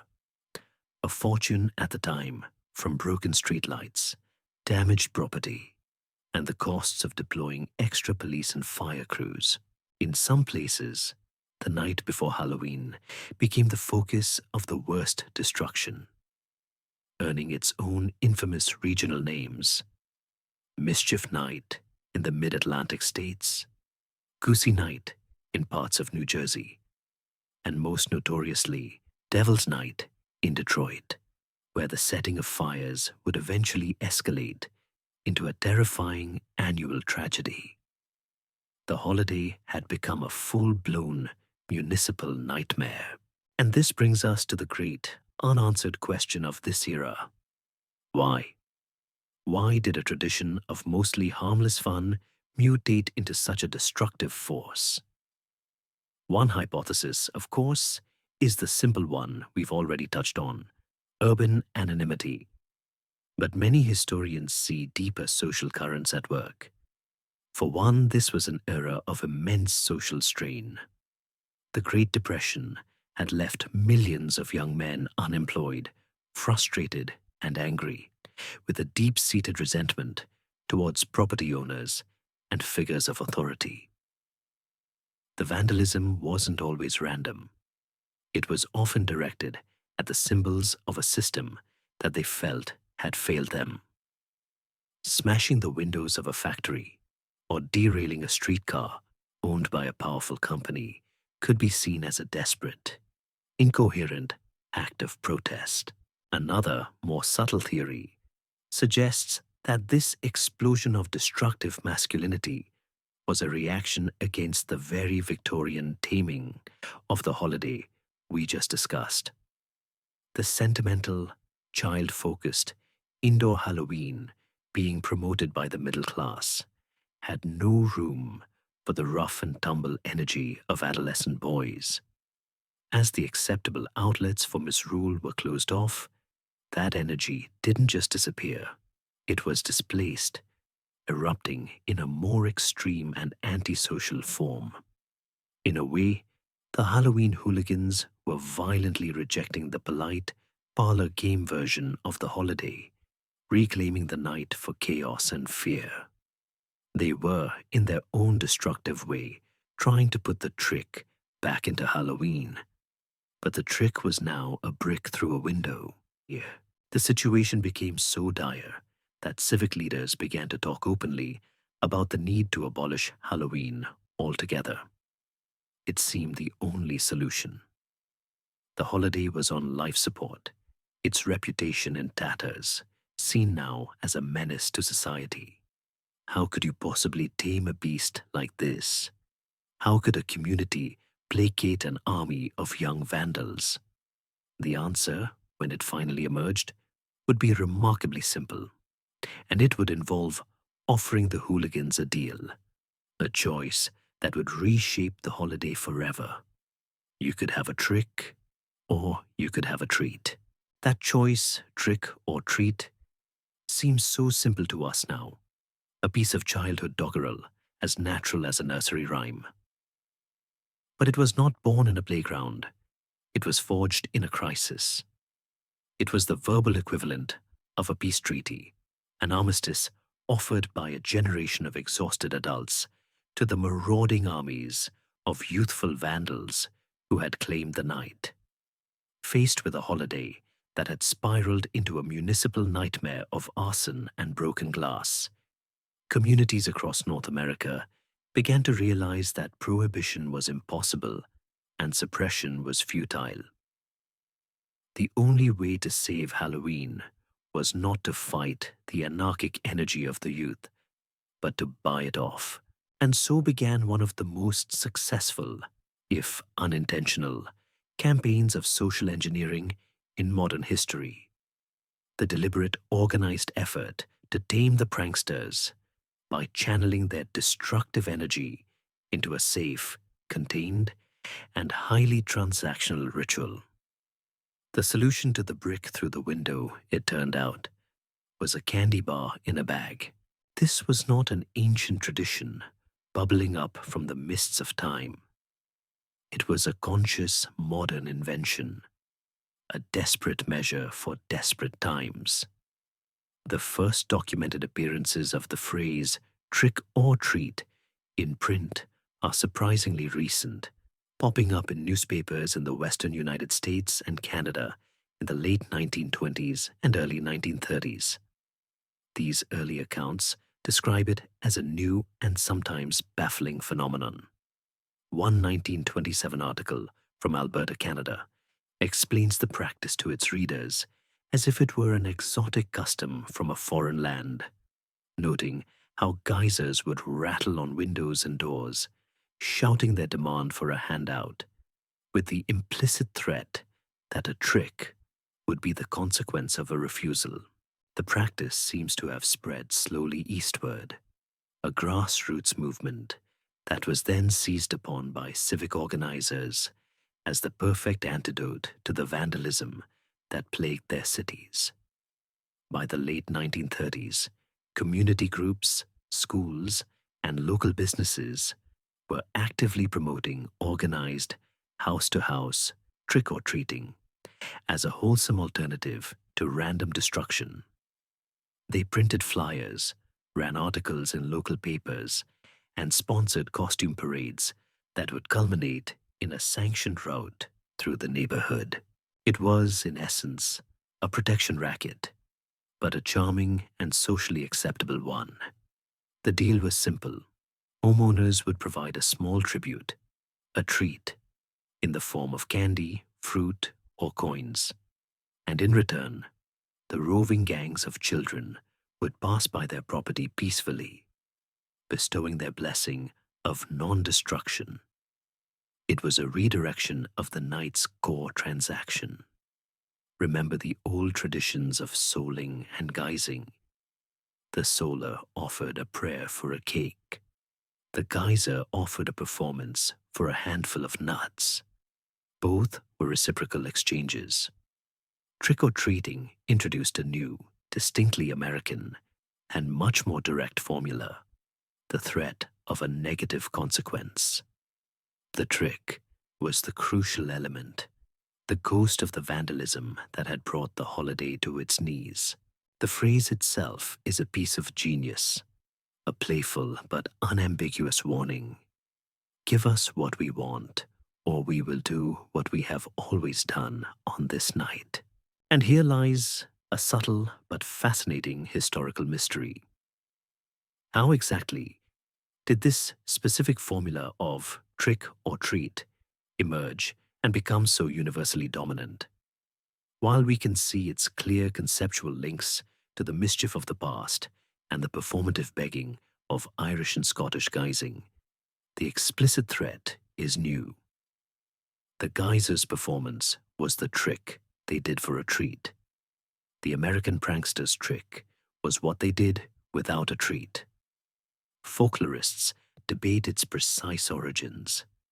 Was it a phrase invented by children themselves? A spontaneous piece of street poetry that perfectly captured the new dynamic? Or was it crafted and popularized by an early influential newspaper story or radio program that has since been lost to time? It represents a crucial psychological shift. The child in the costume is no longer just a supplicant. They are, for one night, a figure of power, a small, masked extortionist who holds the fate of your garden gate and your front window in their hands. The campaign was a stunning success. As communities organized safe and rewarding Halloween activities, the rates of vandalism began to plummet. The logic was inescapable. Why would a boy spend his evening rigging a bucket of water over a doorway when he could be filling a pillowcase with delicious free candy? The new ritual provided all the best parts of the old mischief: the costumes, the anonymity, the thrill of roaming the neighborhood after dark. But it replaced the destructive climax with a much more satisfying one. The Second World War put a temporary pause on the burgeoning tradition, as sugar rationing made widespread treating impossible. But this hiatus only seemed to increase its appeal. When the war ended and the soldiers came home, they were eager to build a safe, prosperous, and child-centric world. Trick-or-treating, now fully established as the proper way to celebrate Halloween, was ready to explode into the post-war suburbs. The adults had won. They had successfully pacified the hooligans and saved their holiday. But in doing so, they had inadvertently created a new and ravenous commercial monster. They had transformed a night of spirits and spooks into a night that was, above all else, about one thing: the acquisition of candy. The path was now paved for the holiday to become not just a civic success, but a corporate gold rush. The path was now paved for the holiday to become not just a civic success, but a corporate gold rush. The successful taming of the Halloween prankster through the transactional magic of trick-or-treating had created a new and seemingly insatiable demand, a nationwide craving that had, until now, gone largely unnoticed by the titans of American industry. But as the Second World War ended and the nation exhaled a collective sigh of relief, the conditions ripened for a perfect commercial storm. America was entering an age of unprecedented prosperity, a sun-drenched, optimistic era of booming suburbs, booming families, and a fervent belief in the promise of the good life. The anxieties of the Great Depression and the sacrifices of the war were over. Sugar rationing, which had put a damper on the nascent trick-or-treating tradition, was a thing of the past. Suddenly, the nation had an appetite for sweetness, and the American candy industry, with its massive factories and burgeoning marketing savvy, was about to discover that a night once dedicated to warding off ancient spirits was the greatest business opportunity it had ever seen. The post-war landscape was the ideal incubator for trick-or-treating to evolve from a clever civic solution into a national institution. The flight to the suburbs created the perfect territory for it. These new sprawling neighborhoods, with their neat rows of houses, well-lit streets, and a general feeling of safety, were a paradise for little goblins and ghosts. A child could now visit dozens of homes in a single block, a far more efficient and rewarding enterprise than trudging across a dark country mile or navigating the anonymous and often intimidating corridors of a dense city. And then there was the sheer demographic explosion of the baby boom. Between the mid-1940s and the early 1960s, tens of millions of children were born, creating a vast, unified, and highly catered-to generation. For the first time, childhood itself became a major consumer market, and a holiday that was now centered almost entirely on children was primed for commercialization. For decades, the candy industry had operated on a predictable annual cycle, with major sales peaks at Christmas and Easter, followed by a long, slow summer. Halloween was, at best, a minor blip. But in the late 1940s and early 1950s, a few forward-thinking executives began to connect the dots. They saw the reports of organized trick-or-treating drives. They saw the demographic tidal wave of the baby boom, and they had a collective epiphany. Here was a third peak, a second Christmas, a holiday practically custom-designed to sell their products. They began to aggressively market to both sides of the new Halloween transaction. For the children, they created desire. For the adults, they offered convenience. The traditional Halloween treats had been homemade popcorn balls, caramel apples, cookies, and donuts. These were wonderful, but they were also time-consuming to prepare. The candy companies offered the busy, modern suburban housewife a miraculous alternative, a pre-made, pre-packaged, ready-to-distribute solution. Why spend hours in a hot kitchen when you could simply buy a large bag of assorted, individually wrapped candies? This shift from homemade to manufactured treats was a pivotal moment in the holiday's history. It was a change driven not just by corporate persuasion, but by a genuine public embrace of modern convenience. The individually wrapped candy was a symbol of the new age: clean, safe, efficient, and branded. Companies like Hershey, Mars, Brach's, and Curtis began to produce Halloween-specific packaging, adorning their candy bars and bags of candy corn with black cats, grinning witches, and friendly ghosts. They introduced smaller, fun-size versions of their popular bars, perfectly portioned for dropping into a waiting sack. This wasn't just about selling candy. It was about branding the holiday itself. The sights and sounds of Halloween were now inextricably linked to the crinkle of a cellophane wrapper and the familiar logos of a favorite chocolate bar. And this is where we encounter the central debate about this period. Was this a hostile corporate takeover of a beloved folk tradition, or was it a more symbiotic evolution? One side of the historical argument paints a picture of a cynical appropriation. In this view, the candy industry and its allies in advertising saw a genuine community ritual and systematically reshaped it for profit.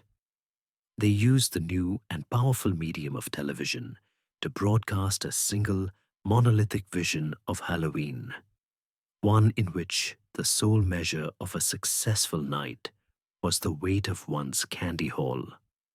The older traditions, the divination games, the community parties, the telling of ghost stories were pushed to the margins, not because people no longer enjoyed them, but because they couldn't be easily monetized.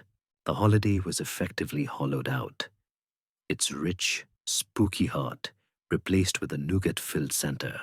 The other perspective, however, suggests a less sinister dynamic. It argues that the companies were not creating a demand so much as expertly meeting one that was already exploding on its own. Children have always loved candy. The post-war boom simply gave them an annual license to acquire it on an industrial scale.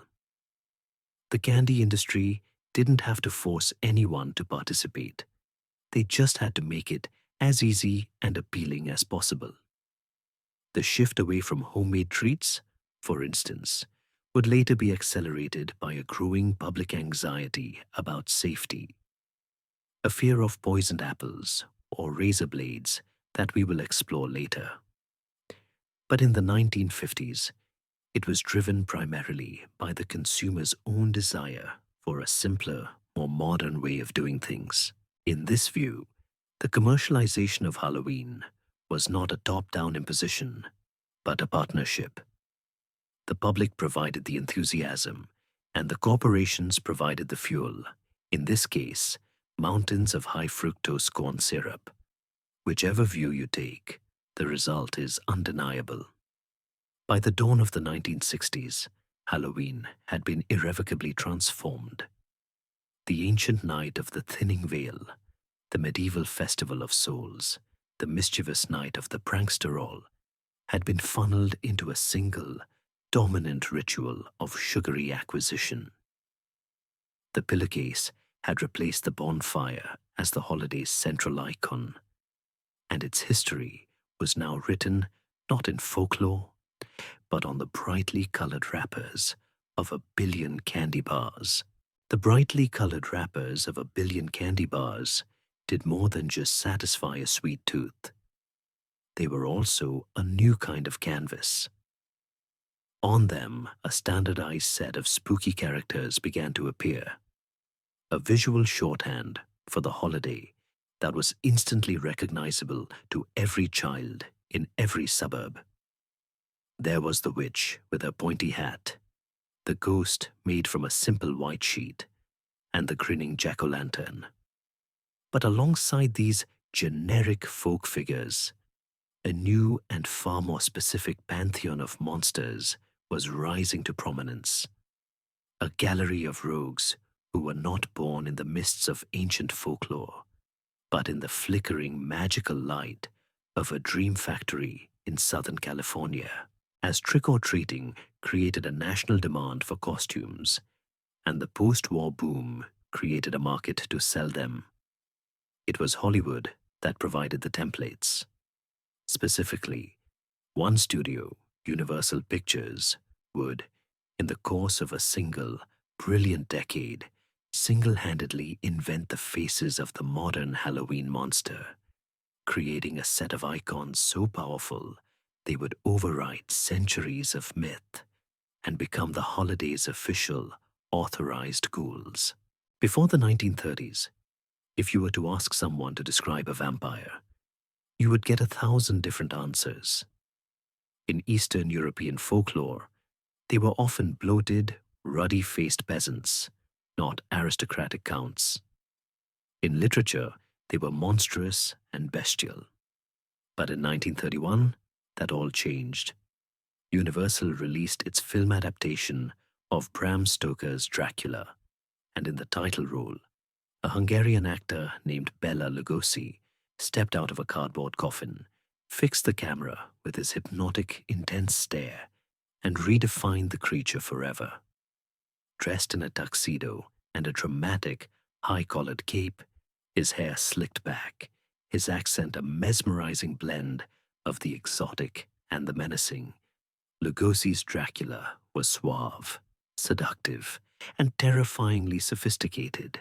This image, the vampire as a foreign aristocrat, was a pure Hollywood invention, a character design that owed more to the stage magicians and silent film vamps of the era than to any ancient legend. Yet, it became the undisputed, canonical look. Almost every vampire costume you have ever seen, from the cheapest plastic mask to the most elaborate cosplay, is a direct homage to Bela Lugosi. That same year, Universal unleashed an even more influential creation. When Mary Shelley wrote her novel, Frankenstein, or The Modern Prometheus, she described her creature as a being of immense size and strength, but with flowing black hair and yellowish skin stretched taut over his muscles. He was articulate, intelligent, and tormented. The creature that shuffled onto the screen in Universal's Frankenstein was a completely different beast. The credit for this transformation belongs to two men: the actor Boris Karloff, who imbued the monster with a heartbreaking pathos, and perhaps most importantly, a genius makeup artist named Jack Pierce. It was Pierce who, after weeks of experimentation, designed the look that would become an instant icon. He built up Karloff's forehead to create a flat top, suggesting a crude brain surgery. He attached electrodes to his neck, not bolts, as they are often remembered, but metallic terminals as the conduits for the lightning that gave him life. He weighted Karloff's boots with lead to create the iconic, lumbering, stiff-legged walk. And he applied a ghoulish, grayish-green makeup, a color chosen specifically because it would read as a deathly pallor in the black and white cinematography. None of this was in the book. It was a complete fabrication, a work of pure cinematic art. And yet, if you ask a child to draw Frankenstein's monster today, they will draw Jack Pierce's creation, not Mary Shelley's. The studio, realizing it had struck cinematic gold, quickly built out its monstrous universe. In 1932, they put Karloff back in Jack Pierce's makeup chair for The Mummy. The image of a slow, shuffling, stiff-armed figure, wrapped in ancient bandages, with only its malevolent eyes showing, became the definitive mummy, a look far more specific and theatrical than a simple reanimated corpse. A few years later, in 1941, the Wolfman cemented the final major archetype. While werewolf legends are as old as humanity, the film starring Lon Chaney Jr. standardized the mythology for a modern audience. Jack Pierce's brilliant makeup, with its wolf-like snout and yak hair applications, and the terrifying on-screen transformations, created the visual template for the lycanthrope that persists to this day. Dracula, Frankenstein's monster, the mummy and the wolfman. This was the new Mount Rushmore of fear. This brings us to the great historical mystery of the universal monsters. Why did these specific cinematic interpretations become so utterly dominant, so powerful, that they effectively erased thousands of years of diverse regional folklore?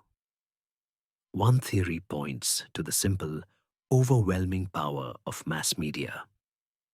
These films were the first time these monsters had been given a truly global, visual form. In an increasingly visual world, the first picture to successfully colonize the popular imagination becomes the default.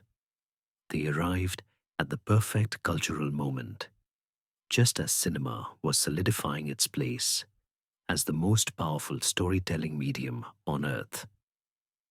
Another hypothesis gives credit to the sheer brilliance of the designs themselves. Jack Pierce's creations were masterpieces of visual communication. The silhouettes were so distinct, the cape, the flat head, the bandages, that they could be easily simplified into a cartoon, a drawing, or, most importantly, a cheap, mass-produced Halloween costume. They were tailor-made for replication, but perhaps the deepest reason for their endurance lies in the performances. Lugosi, Karloff, and Cheney Jr. didn't just play monsters. They played tragic, sympathetic figures. Dracula was lonely, Frankenstein's monster was a lost child, and the Wolfman was a good man, cursed by a force he couldn't control. They were monsters you could feel for, and this emotional resonance made them unforgettable. As the post-war consumer culture took hold, this new pantheon was ready and waiting. When the dime stores and catalogs started selling Halloween costumes, they didn't offer the vague, formless specters of old. They offered official, licensed masks of Dracula and Frankenstein. Hollywood had not just provided the nightmare fuel, it had provided the brand names. The ancient, terrifying, and anonymous spirits of Samhain had been replaced by a cast of familiar, copyrighted, and deeply sympathetic movie stars. The new pantheon of movie monsters: Dracula, Frankenstein's creature, the Wolfman were, for all their menace, deeply sympathetic. They were familiar faces, almost friends, whose tragic stories were well known. Their presence on Halloween was a form of play, a safe and theatrical engagement with fear. This sense of safety was the bedrock of the post-war Halloween, an unspoken contract that allowed millions of children to roam their suburban neighborhoods in the dark, knocking on the doors of strangers, confident that the only danger they faced was a potential stomachache. But in the late 1960s and through the 1970s, a new and far more insidious kind of monster began to whisper its way into the American consciousness. This monster didn't have a famous face or a tragic backstory. It was the anonymous neighbor down the street, the Halloween sadist, a faceless psychopath who, for no reason at all, wanted to poison your children.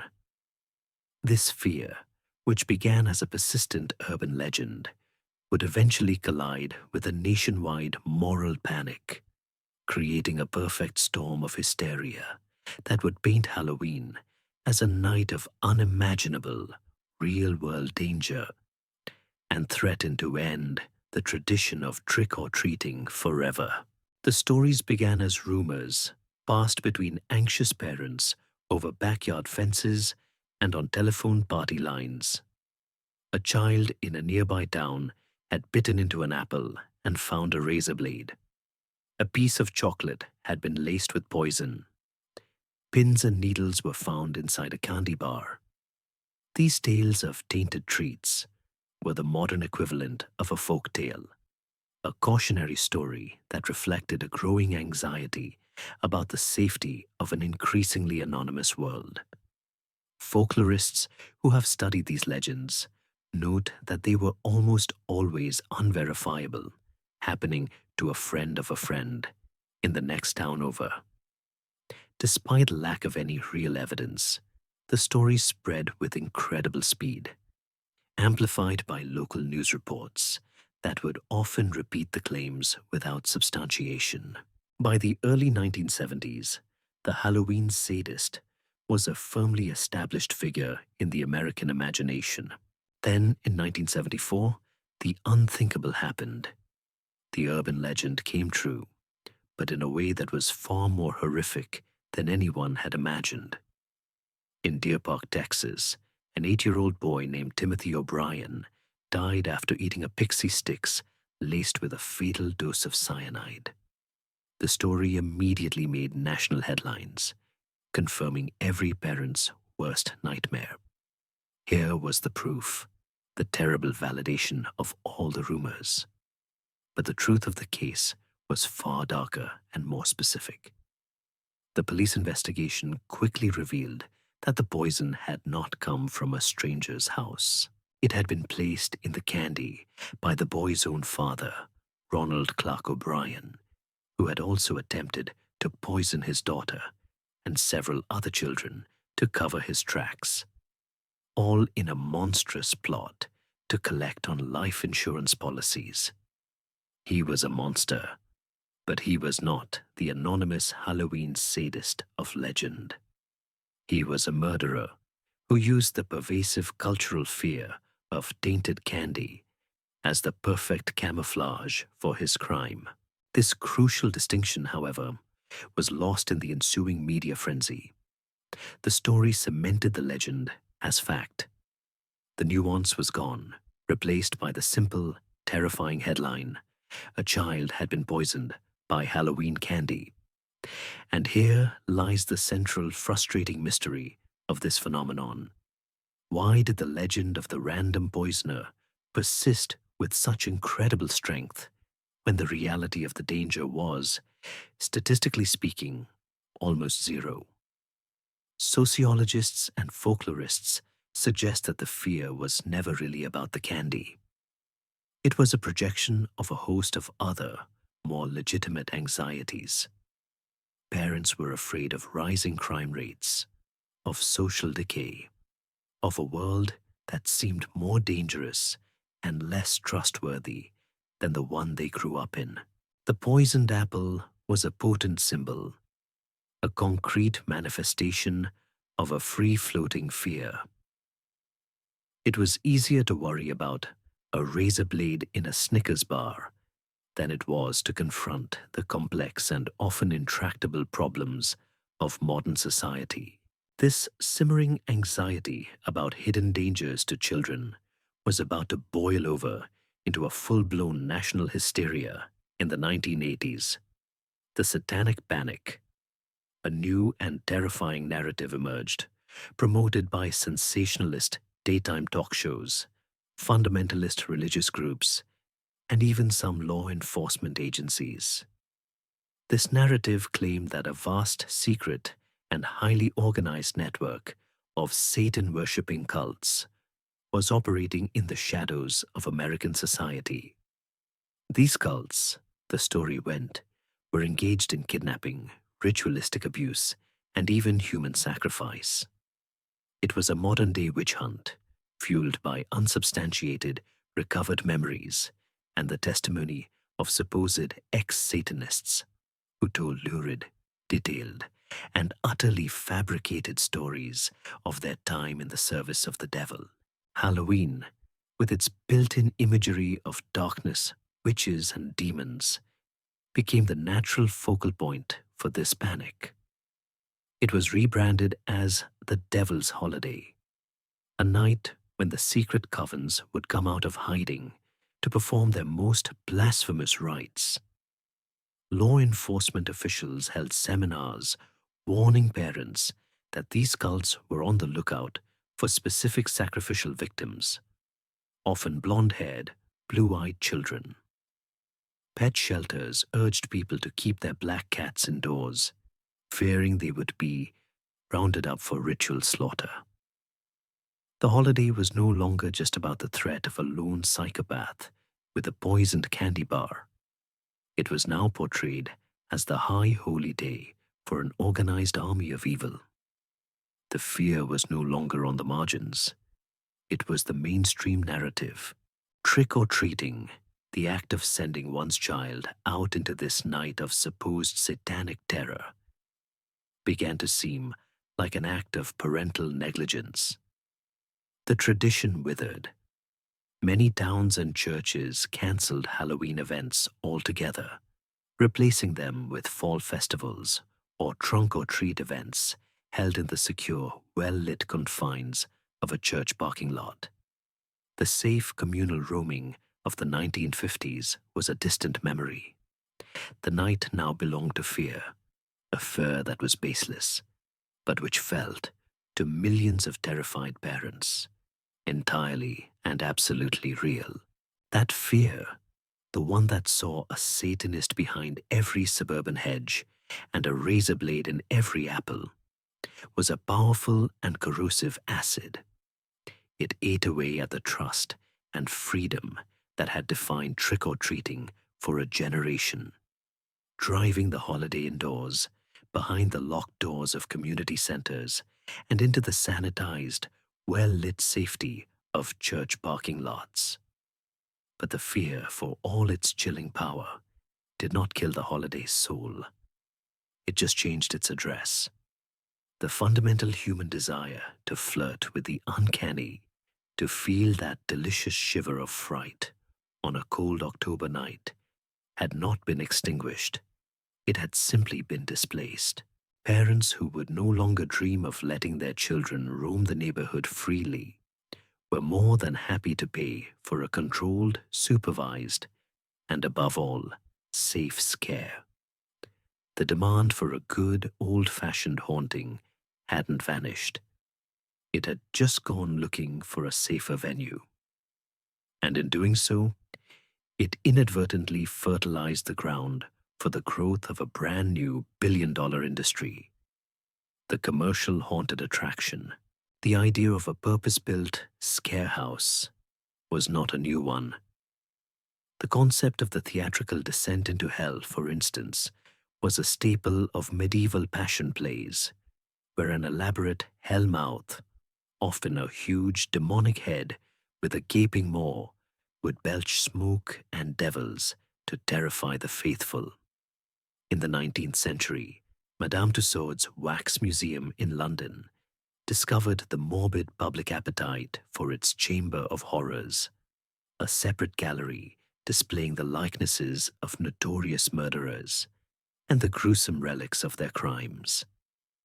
But the modern American haunted house, the kind you walk through on a Halloween night, has its most direct roots in the earnest, do-it-yourself spirit of community fundraising, starting as early as the 1930s, but truly taking off in the post-war era.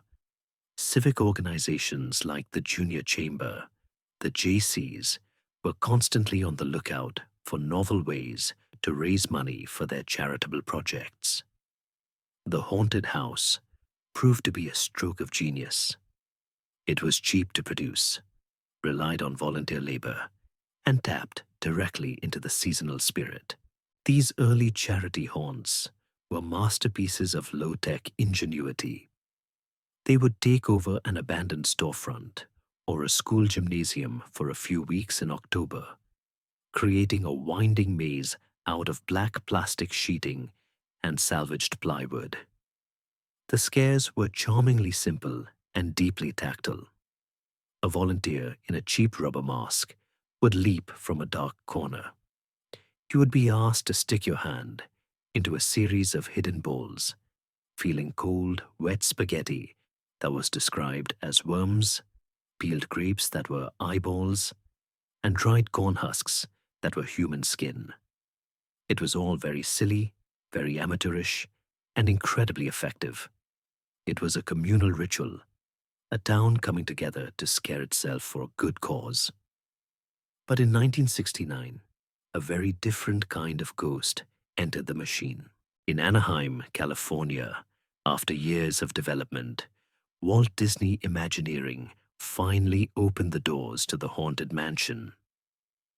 This was something else entirely. It wasn't a temporary walkthrough in a gym. It was a permanent, multi-million-dollar, technologically sophisticated, ride-through attraction. It used cutting-edge illusions, like the Pepper's ghost effect, to make spirits appear to dance in a grand ballroom, and it featured a cast of hundreds of chattering, singing, audio-animatronic ghouls. The Haunted Mansion did for the haunted house what Dracula had done for the vampire. It provided a new, professionalized, and wildly popular template. It proved, on a massive scale, that there was a vast public appetite for high-quality, theatrical horror. The bar had been permanently raised as the satanic panic of the 1980s drove the final nails into the coffin of unsupervised trick-or-treating. The demand for these safer, ticketed Halloween experiences exploded. The JC model began to professionalize. What was once a volunteer effort for charity was now being recognized as a serious business opportunity. Entrepreneurs, often with backgrounds in theater tech, makeup effects, or even amusement park design, began creating more elaborate and intense commercial haunts. These new haunt-trepreneurs built upon the Disney model of immersive theming, but added a much harder, more aggressive edge. Their goal wasn't just to charm you with singing busts. It was to make you scream. This was the birth of the modern haunted attraction industry. And this is where we have to ask a deeper question, a kind of sociological mystery. Why did this industry grow so big, so fast? The simple answer is that people like being scared. But the sheer scale of the industry suggests something more profound is at work. The prevailing hypothesis is that the haunted attraction provides a form of controlled fear. In an era defined by a constant barrage of real-world anxieties, crime, terrorism, economic uncertainty, the very fears that fueled the Halloween panics, the haunted house offers a safe space to experience the catharsis of terror. Inside its walls, the threats are scripted, the monsters are on a payroll, and an exit is always guaranteed. It is a fear simulator. You can confront the most terrifying imagery: death, decay, madness, the monstrous in a context where you retain ultimate control. This may explain the rise of the most controversial subgenre, the extreme or full contact haunt, where patrons sign waivers allowing actors to touch them, restrain them, and subject them to intense psychological torment. This isn't just a jump scare. It's a deep dive into manufactured trauma, a test of endurance that many participants describe as therapeutic or empowering. It's the ultimate expression of the desire to control one's own fear by facing it in its most theatrical and exaggerated form. The fear that had once sent Halloween running for cover had now been captured, packaged, and sold back to the public as a thrilling and incredibly profitable form of entertainment. The rise of the commercial haunted attraction was a brilliant act of cultural jujitsu, taking the free-floating anxieties that had poisoned trick-or-treating and containing them within the safe, ticketed walls of a theatrical experience. The fear was real, but it was also on a schedule, ending promptly at 11 p.m. when the lights came on and the ghouls clocked out. It was a managed, predictable terror. But just as this new industry of controlled fear was finding its footing, a far more unruly and insidious horror was being unleashed in the darkened auditoriums of movie theaters across the country.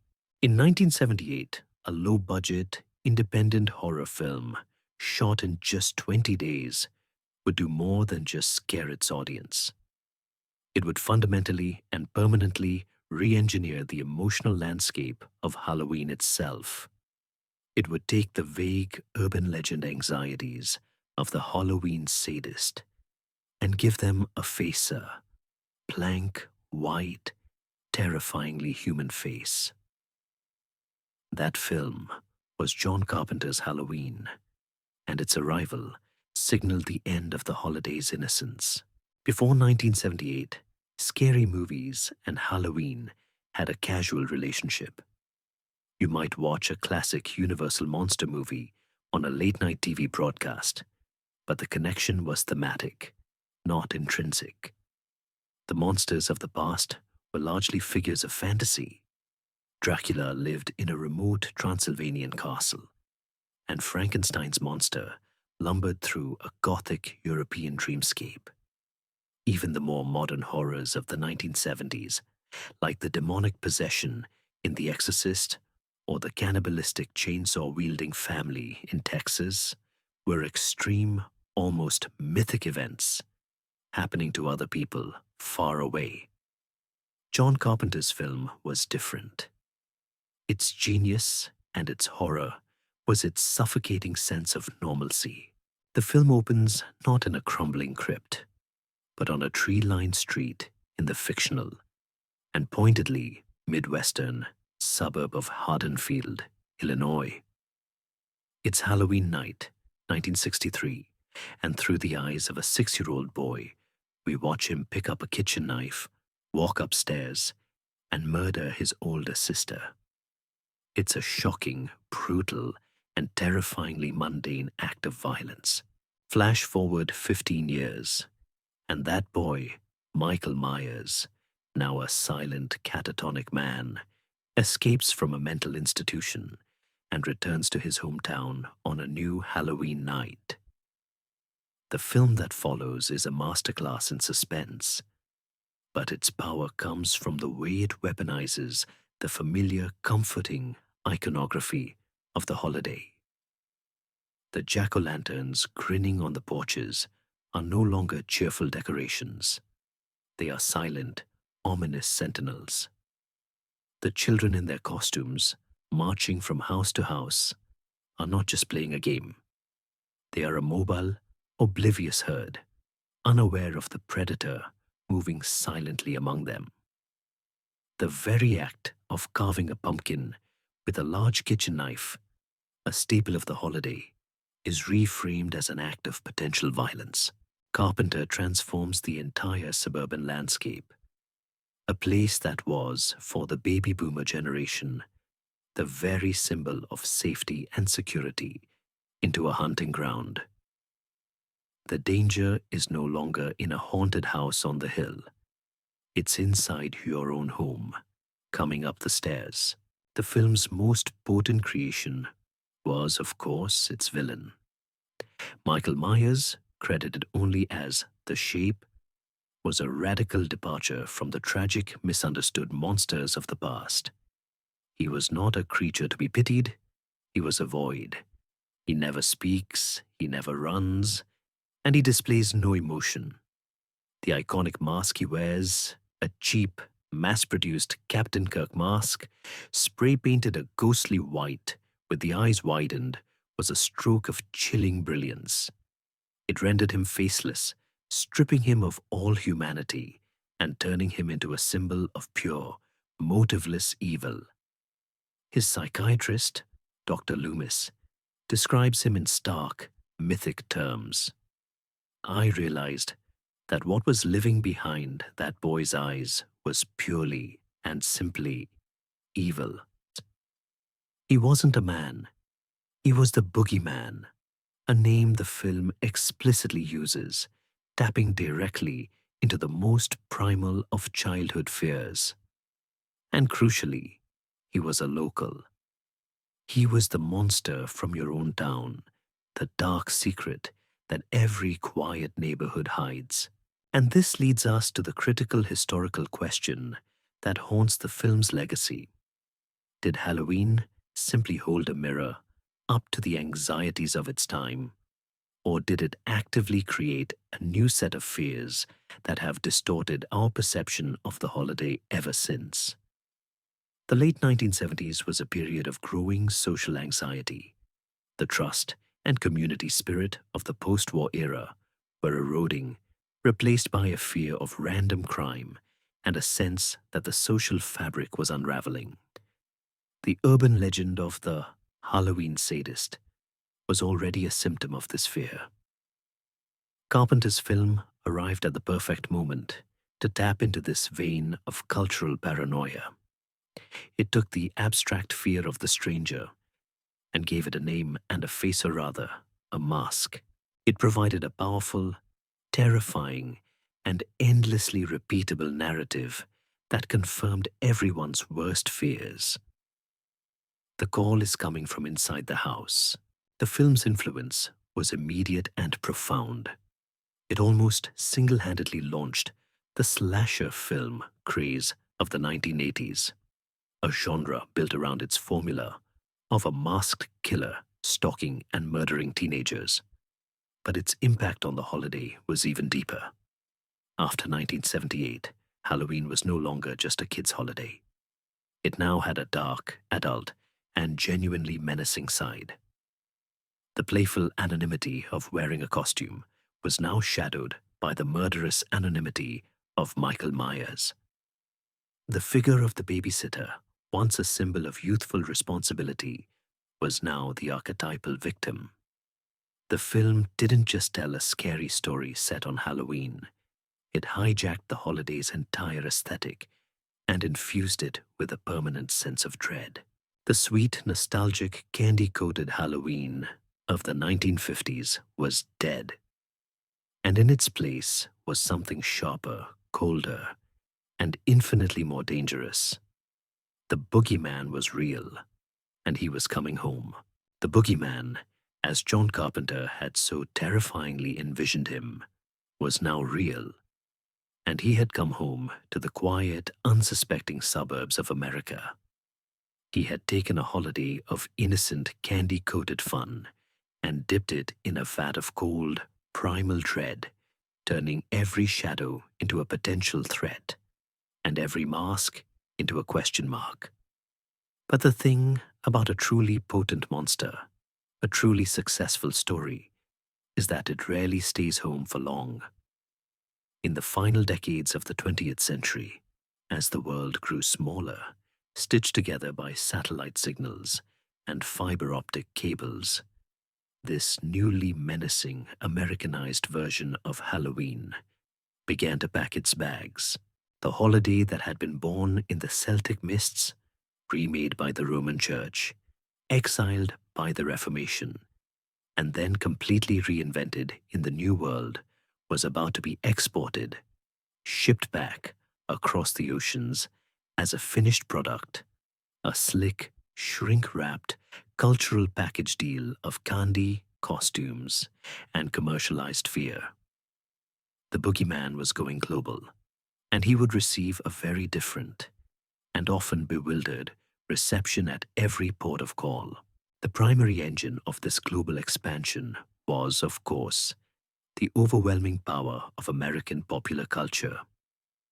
For most of the world, the first introduction to the modern rites of Halloween came not from an encyclopedia or a history book, but from a television screen or a movie theater.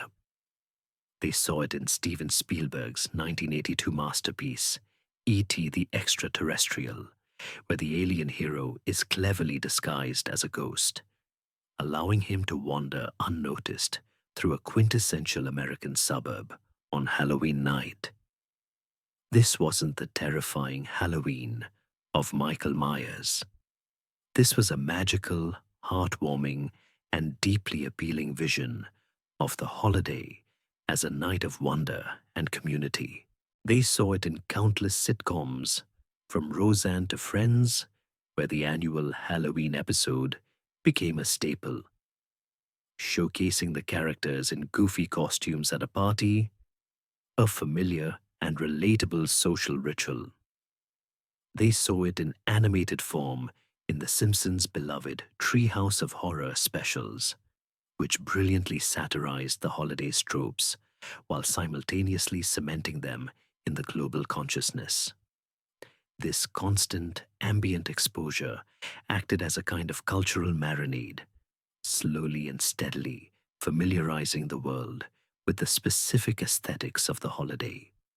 The carved pumpkins, the trick-or-treating, the costume parties. It was presented not as a complex folk tradition with 1,000 years of history, but as a fun, quirky, and quintessentially American party. Following closely behind this soft power invasion of film and television was the hard power of global commerce. As corporations in the 1980s and 90s began to think on a planetary scale, they saw in Halloween an untapped market.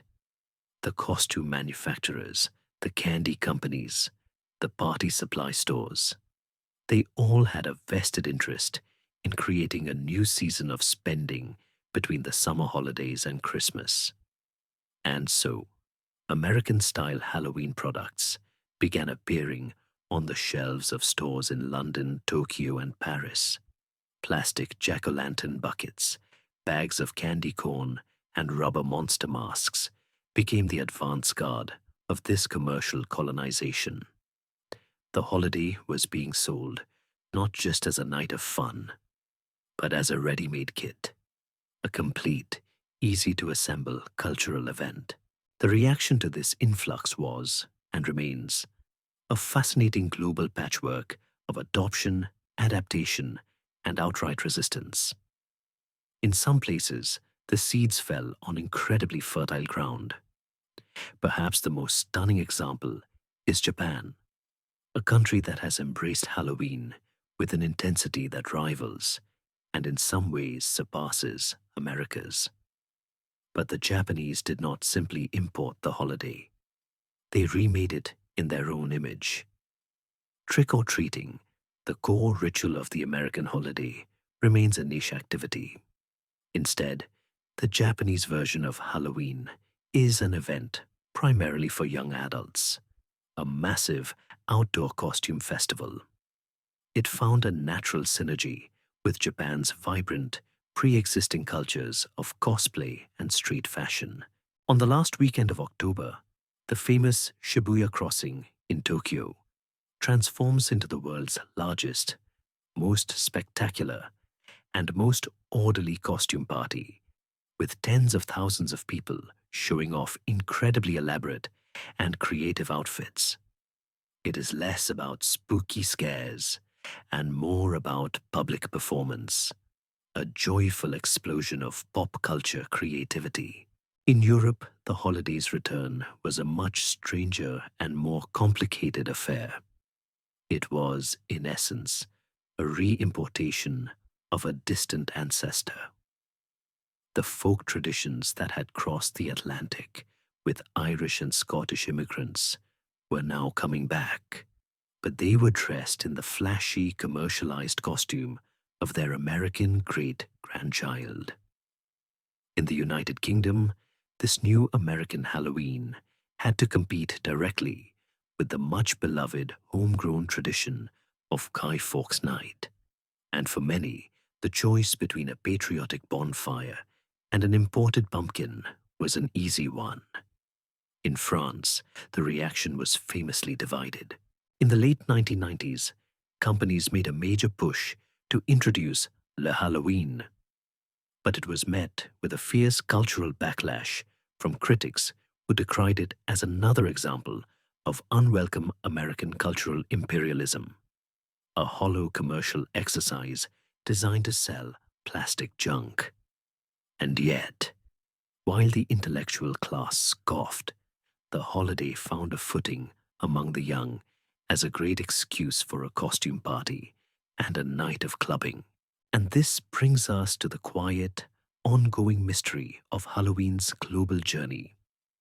Why is it that some cultures welcome this new boogeyman with open arms, while others bolt the door? There is no single answer. The resistance often comes from places with strong, pre-existing, and often more somber traditions for honoring the dead, like the beautiful and profound Dia de los Muertos in Mexico, which we will explore next. It also comes from more socially or religiously conservative nations, where the holidays, pagan or satanic associations, often learned from the American Satanic Panic, another cultural export, are seen as a genuine spiritual threat. The embrace, on the other hand, seems strongest in highly secular, consumer-oriented societies with a strong youth culture that is already deeply engaged with global and particularly American trends. It seems that Halloween, in its modern form, thrives best where it is perceived not as a spiritual or historical event, but as a purely secular, commercial, and performative global fancy dress party, where, for one night, everyone gets to play along.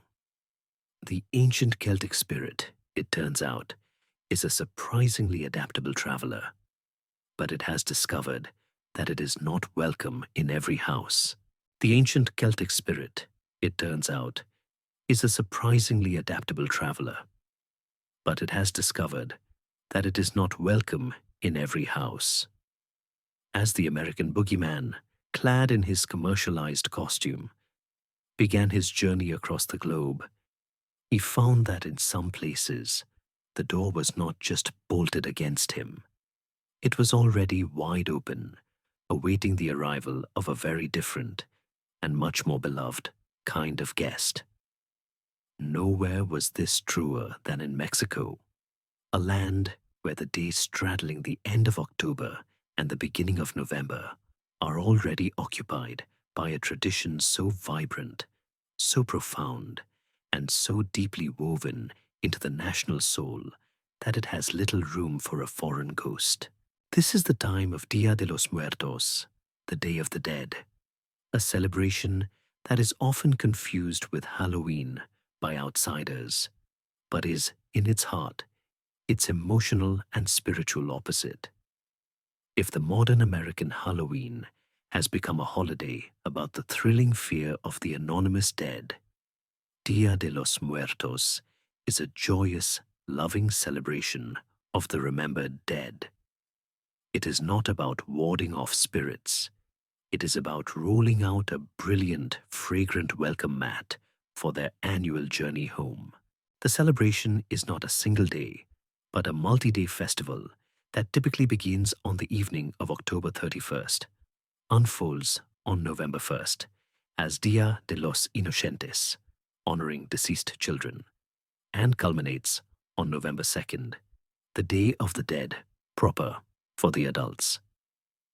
At the very heart of the tradition is the ofrenda or offering, a temporary altar built in the family home.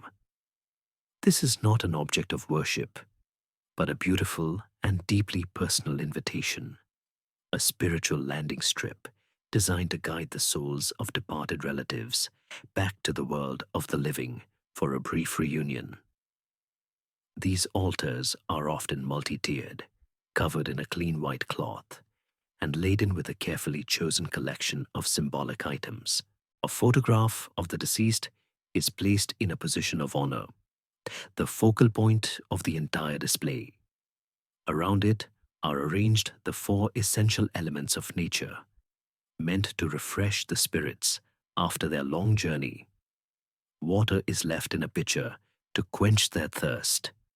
The wind is represented by delicate, intricately cut banners of tissue paper called papel picado, which rustle with the slightest breeze. The earth is present in the form of food, especially the pan de muerto, a sweet, anise-scented bread of the dead, often decorated with bone-like shapes, and fire glows from dozens of candles, their light forming a beacon to illuminate the path home. The air becomes thick and sweet with the scent of copal incense, its smoke carrying the prayers of the living up to the heavens. But the most iconic and powerful aroma comes from the profusion of marigolds, the cempasúchil, whose brilliant orange and yellow petals are believed to hold the warmth of the sun, and whose pungent fragrance is thought to be so potent that the dead can follow it like a map. Petals are often strewn from the front door to the ofrenda, creating a fragrant golden path for the spirits to walk upon. And alongside these sacred elements are the deeply personal touches, the deceased's favorite meal, a bottle of their preferred tequila, or a cup of warm atole, their favorite brand of cigarettes, a set of tools from their trade, or a beloved toy for a child. And of course, there are the skulls, the famous calaveras. These are not meant to be frightening. Molded from sugar or chocolate and decorated with brightly colored icing and sequins, they are whimsical, edible works of art, often with the name of a departed loved one written on the forehead. They are a playful, familiar wink at the reality of death, a symbol not of horror, but of the sweet and cherished memory of those who have passed. The entire atmosphere is one of happy anticipation, not of dread. Families gather, cook, and tell stories, sharing fond memories and humorous anecdotes about the relatives they are expecting. And as night falls, the celebration often moves from the home to the cemetery. In a tradition that is breathtakingly beautiful, families will go to the graves of their loved ones and spend the night. They clean the tombs, decorate them with candles and mountains of marigolds, and then settle in for a vigil, spreading out a picnic on a blanket, playing music on a guitar, singing songs, and talking to the departed as if they were sitting right there. The cemetery is transformed from a place of sorrow and quiet grief into a vibrant, glowing, and joyful public space, a festival of light and love under the stars. But within this beautiful tradition lies a deep and contentious historical mystery. Where did it actually come from? The official narrative, the one promoted by the Mexican government for much of the 20th century to foster a sense of national identity, is that Dia de los Muertos is a direct, unbroken inheritance from the pre-Columbian peoples of Mexico, particularly the Aztecs. This view holds that the modern celebration is a syncretic fusion, a clever blending of indigenous beliefs with a thin veneer of Catholicism, but that its soul is Aztec. Proponents point to ancient festivals that honored the goddess Mictacatihuatl, the Lady of the Dead, which involved offerings and the display of real skulls. In this light, the celebration is a powerful act of cultural resistance, a native tradition that survived the Spanish conquest by hiding inside a Catholic holiday. However, a growing number of historians and anthropologists have challenged this narrative. They argue that while some indigenous elements certainly survive, the core structure and practices of Dia de los Muertos are overwhelmingly European in origin. They point out that the dates, November 1st and 2nd, are a perfect match for the Catholic feasts of All Saints and All Souls' Day. Remember those medieval European folk traditions we discussed? Building altars for the dead in the home, leaving offerings of food and wine, soul cakes anyone, and holding vigils in candle-lit cemeteries were all common practices in medieval Spain. In this interpretation, the celebration is not so much an Aztec survival as it is a remarkably well-preserved and uniquely vibrant expression of Spanish folk Catholicism, which was later reimagined and branded with an indigenous pedigree during the nation-building projects that followed the Mexican Revolution. The truth, as is often the case, likely lies somewhere in the complex, untraceable blend of the two.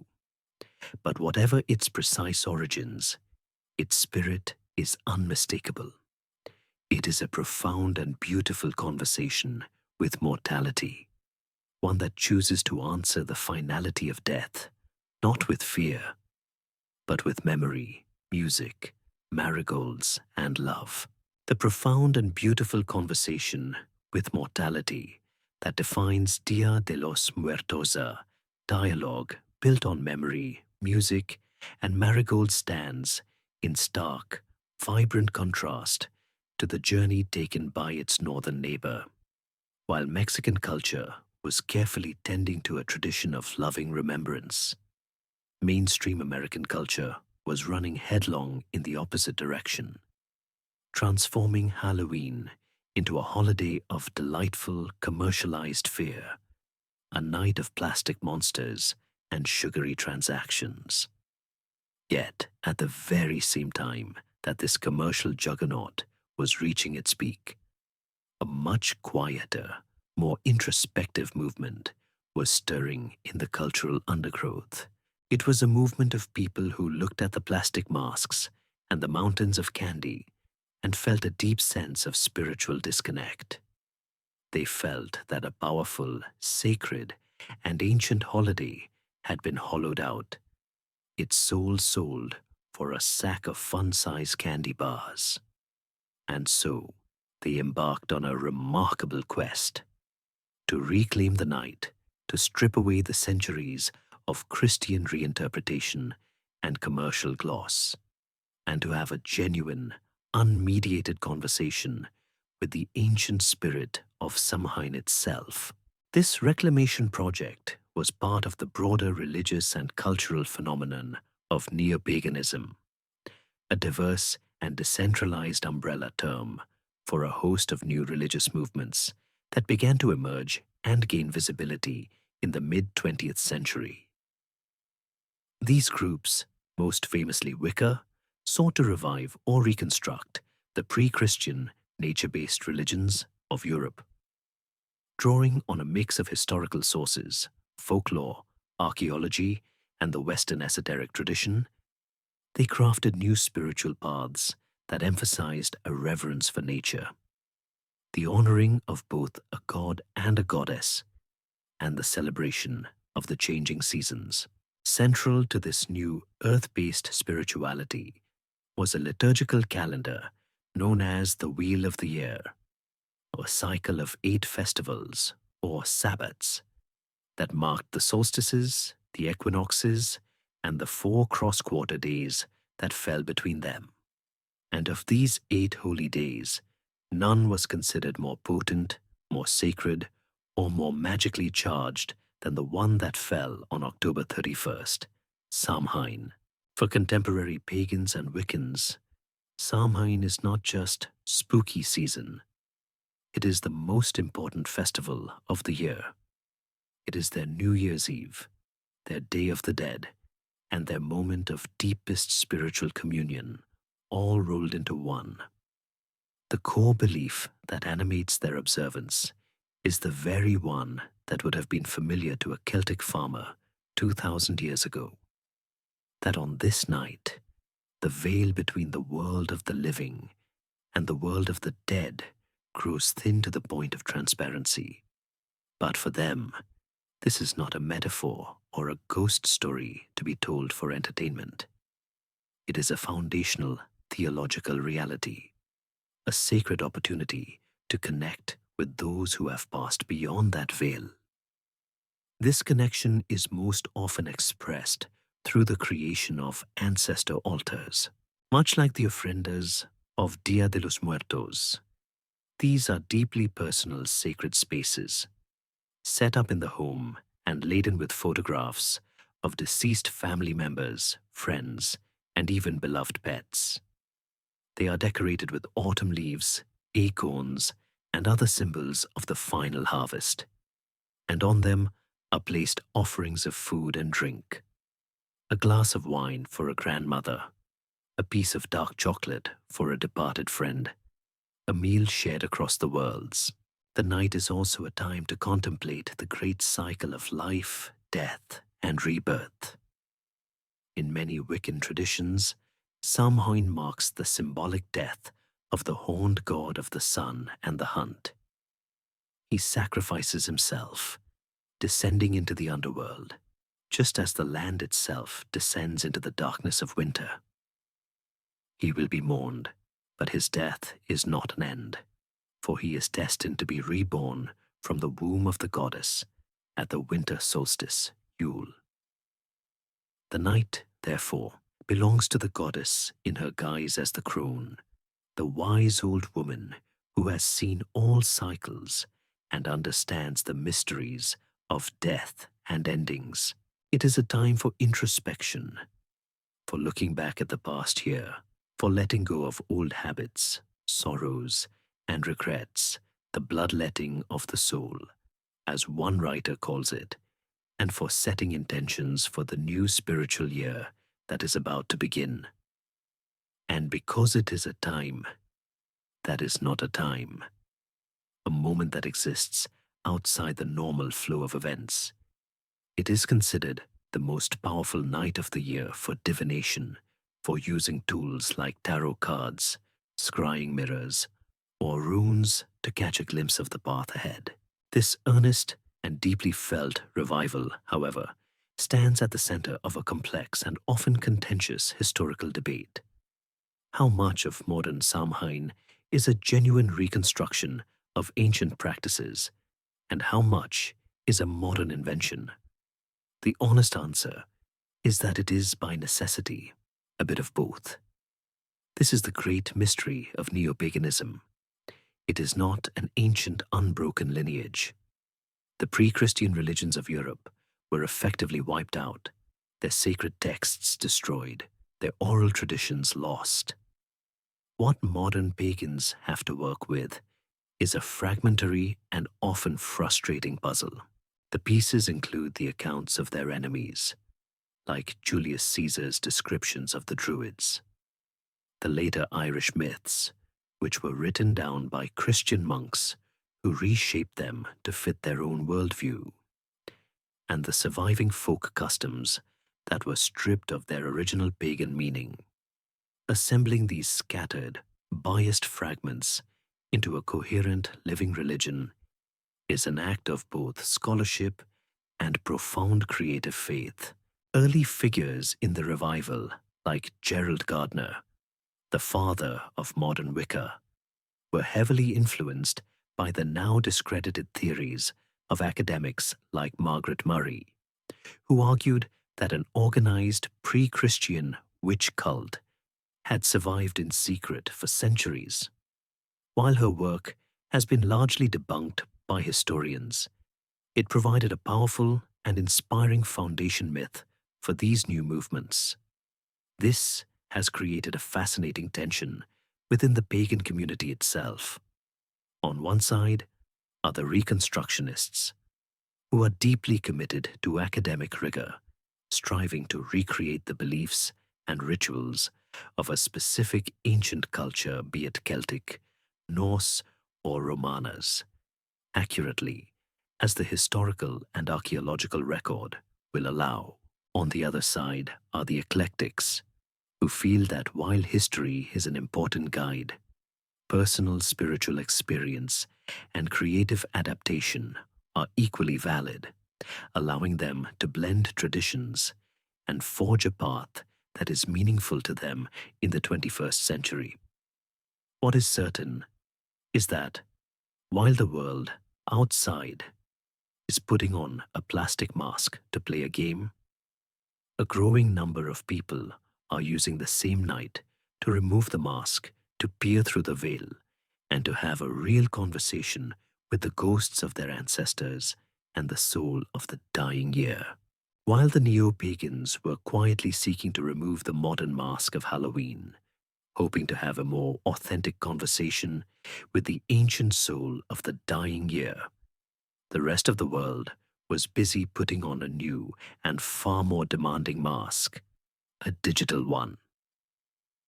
In the first decades of the 21st century, a new and unimaginably vast stage for the holiday was being constructed. a realm of glowing screens and infinite connectivity where the old rules of time and space no longer applied. The internet, and more specifically the rise of social media, did not just change how people shared their Halloween experiences. It fundamentally rewired the purpose and practice of the holiday itself. The bonfire of the ancient Celts, a gathering point for a small physical community, was being replaced by the endless flickering glow of the digital feed, a new kind of communal fire where the audience was the entire world, and the performance never, ever stopped. The thin veil was no longer just between the living and the dead. It was now between our private lives and our public personas. And on Halloween, that veil dissolved completely. The single most transformative force was the simple fact that everyone now carried a high-definition camera and a global broadcasting studio in their pocket. This turned Halloween from a lived, ephemeral experience into a curated, permanent performance. The costume was no longer just for the party or for the brief walk from door to door. It was for the cram. A new and intense pressure emerged to create a look that was not just clever or scary, but photogenic, shareable, and above all, liked. This shifted the holiday's focus from participation to documentation. The success of one's Halloween was now measured in a new currency of hearts, comments, and shares. Elaborate professional quality photo shoots, complete with themed backdrops and dramatic lighting, became a common prelude to the night's actual festivities. The goal was to capture the perfect image, the one that would project an idealized version of one's creativity, wit, and social life. The haunted house was no longer just a place to get scared. It was a backdrop for a selfie. The carefully carved pumpkin wasn't just for the porch, it was for Pinterest. This new digital stage also created an incredibly powerful and fast-moving trend machine. Remember how the Universal Monsters provided a stable, decades-long visual vocabulary for the holiday? The internet shattered that stability, replacing it with a dizzying, ever-changing carousel of pop culture references. The most popular costumes of any given year were now dictated not by classic folklore, but by the digital zeitgeist. A viral meme, a character from the year's most binged Netflix series, a controversial celebrity moment, these became the new archetypes. This created a kind of cultural scavenger hunt, a race to create the cleverest, most current, and most instantly recognizable costume. Halloween became an annual real-time census of what the internet had been talking about for the past 12 months. This accelerated the trend cycle to a furious pace, with some costume ideas becoming cliches before the night was even over. At the same time, this new digital ecosystem fostered an explosion of creativity. The rise of platforms like YouTube, Pinterest, and later TikTok and Instagram Reels democratized the skills needed to participate in this high-stakes creative arms race. Suddenly, the secrets of Hollywood-level makeup effects were available to anyone with a Wi-Fi connection. Thousands of online tutorials, created by a new generation of Halloween influencers, provided step-by-step instructions for creating astonishingly complex costumes, gruesome fake wounds, and elaborate home decorations. This had a dual effect. On one hand, it was incredibly empowering, giving ordinary people the tools to bring their most ambitious visions to life. On the other hand, it raised the bar for everyone, contributing to the very pressure it was meant to alleviate. The DIY spirit of the past had been professionalized. turning a fun hobby into a competitive and often stressful art form. This digital migration of the holiday also created entirely new venues for celebration. The COVID-19 pandemic in 2020 served as a massive catalyst, forcing a global population under lockdown to find ways to celebrate from a distance. Virtual Halloween parties were held on Zoom, and online costume contests became the norm. But the most interesting new spaces were in the worlds of video games. In massive multiplayer games like Fortnite and World of Warcraft, elaborate in-game Halloween events became major annual traditions, with players dressing their avatars in digital costumes and participating in special holiday-themed quests. In cozier games like Animal Crossing, New Horizons, players spent weeks decorating their virtual islands with pumpkins and ghosts, visiting each other's digital homes to trick or treat for in-game items. And for those seeking genuine fear, online communities like Reddit's Audio No Sleep became the new digital campfire, a place to share and read terrifying first-person stories that blurred the line between fact and fiction. And so, we are left with the great unresolved question of our current moment.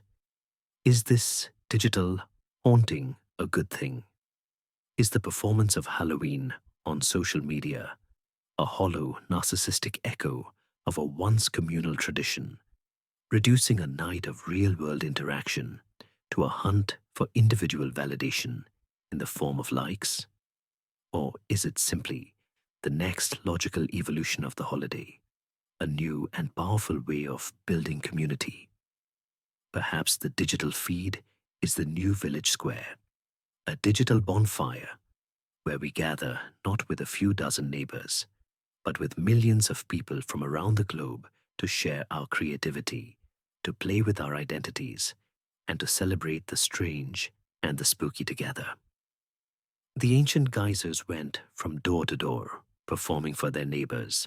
Today, with a single post, we are all guisers, performing on the biggest, brightest, and most haunted stage humanity has ever known. The digital bonfire we now gather around, with its endless scroll of curated costumes and performative frights, is a strange and dazzling spectacle. It is, in many ways, the logical endpoint of a holiday that has always been about playing with identity on a grand stage. But as we watch these flickering digital ghosts dance by, it forces us to ask the most fundamental question of all, a question that has been haunting the edges of our entire story, from the first Celtic fire to the last slasher film. Why? Why do we do this? What is this strange, deep, and stubbornly persistent human impulse to dedicate an entire season to the celebration of fear? It seems like a paradox, a design flaw in our survival instincts. We spend the vast majority of our lives trying to avoid danger, to seek out comfort and security. Yet for one night, we actively court the very things we dread. We pay good money to have strangers in rubber masks chase us with fake chainsaws. We dim the lights and willingly subject ourselves to 2 hours of cinematic terror. We adorn our homes with the symbols of the grave. The answer, it turns out, is buried deep within the wiring of our own brains. And it reveals that the line between a scream of terror and a shriek of delight is much, much finer than we think. At its most basic physiological level, the love of a good scare is a beautiful and elegant trick our bodies play on our minds. When we perceive a threat, whether it's the sudden appearance of Michael Myers on screen, or a monster leaping out at us in a haunted house, our brain doesn't have time to do a thorough fact check. It hits the panic button. The amygdala, Our brain's ancient alarm system fires off a signal that triggers the classic fight or flight response.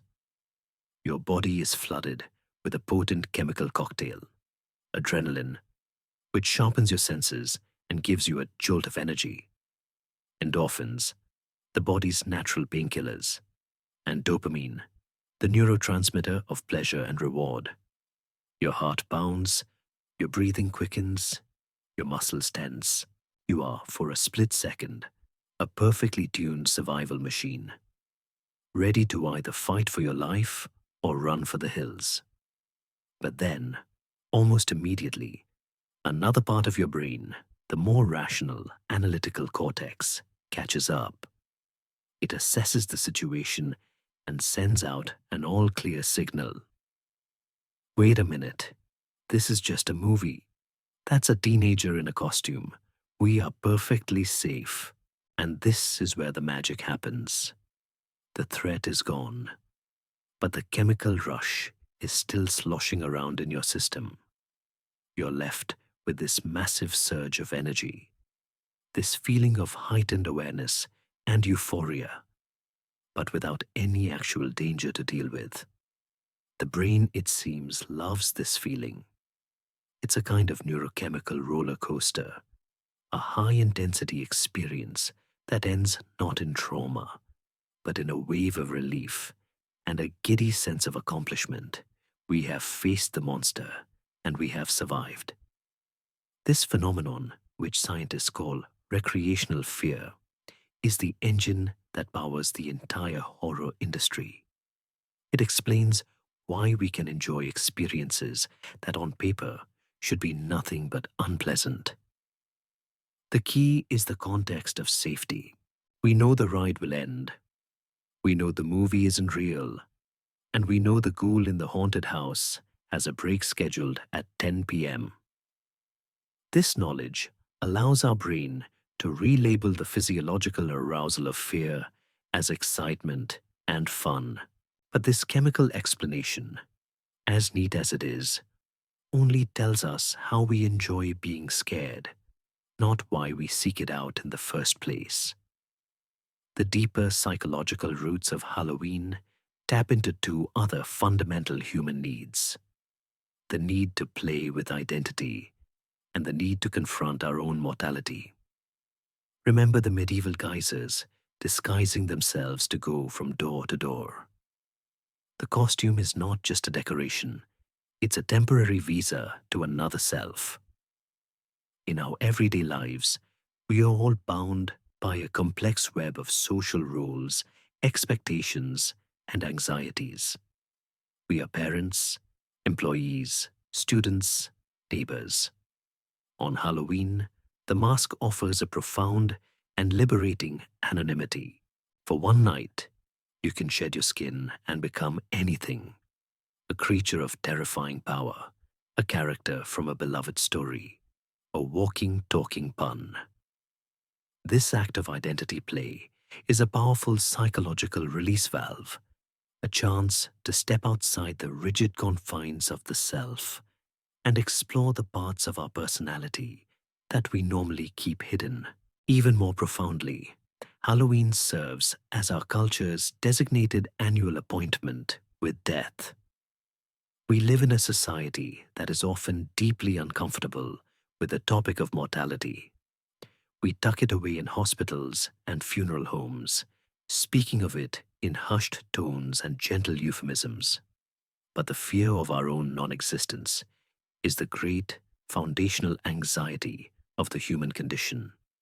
Halloween, with its gleeful embrace of skulls, skeletons, ghosts, and graveyards, drags that anxiety out into the open. It turns our greatest fear into a party. And this brings us to a compelling psychological hypothesis, a kind of modern mystery. Could it be that recreational fear is not just for fun, but that it serves a deeper evolutionary purpose?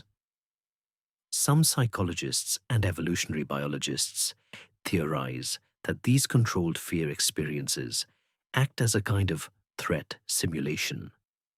They are, in essence, a training exercise for our minds. By exposing ourselves to safe, manageable doses of fear, we are practicing our response mechanisms, building up our emotional resilience, and learning how to regulate our own anxiety. A haunted house, in this view, is a kind of flight simulator for the soul. It allows us to practice crashing without any real danger, so that if we ever face a real emergency, we might be a little better prepared. It's a way for our ancient savannah-honed brains to stay sharp in a world where the predators are now mostly metaphorical. Whether it's a chemical rush, a chance to be someone else, or a dress rehearsal for our deepest anxieties, we return to the holiday year after year for the same reason our Celtic ancestors lit their bonfires: to stand in the darkness for a little while, to feel the thrill of the unknown, and to emerge back into the light, shaken but safe, and feeling somehow more alive than before. And so we emerge from that exhilarating simulated danger, feeling more alive than before, our hearts beating a little faster, our senses a little sharper. And in that feeling, we find the secret to the holiday's own incredible vitality. Our long journey is coming to an end, and as we stand here now, looking back over the 2,000 years of fire and shadow we have traversed, the single most astonishing truth about Halloween is not what it once was, but that it still is at all. It has survived the fall of empires, the rise of new religions, the condemnations of reformers, the terror of moral panics, and the suffocating embrace of its own commercial success. It is a ghost that simply refuses to be exorcised. It is the great shapeshifter of our cultural calendar, a holiday that has worn more masks than any other, constantly changing its face to reflect the anxieties and the aspirations of the people who celebrate it. Its history is not a straight line, but a tangled, twisting root system, drawing nourishment from a dozen different soils.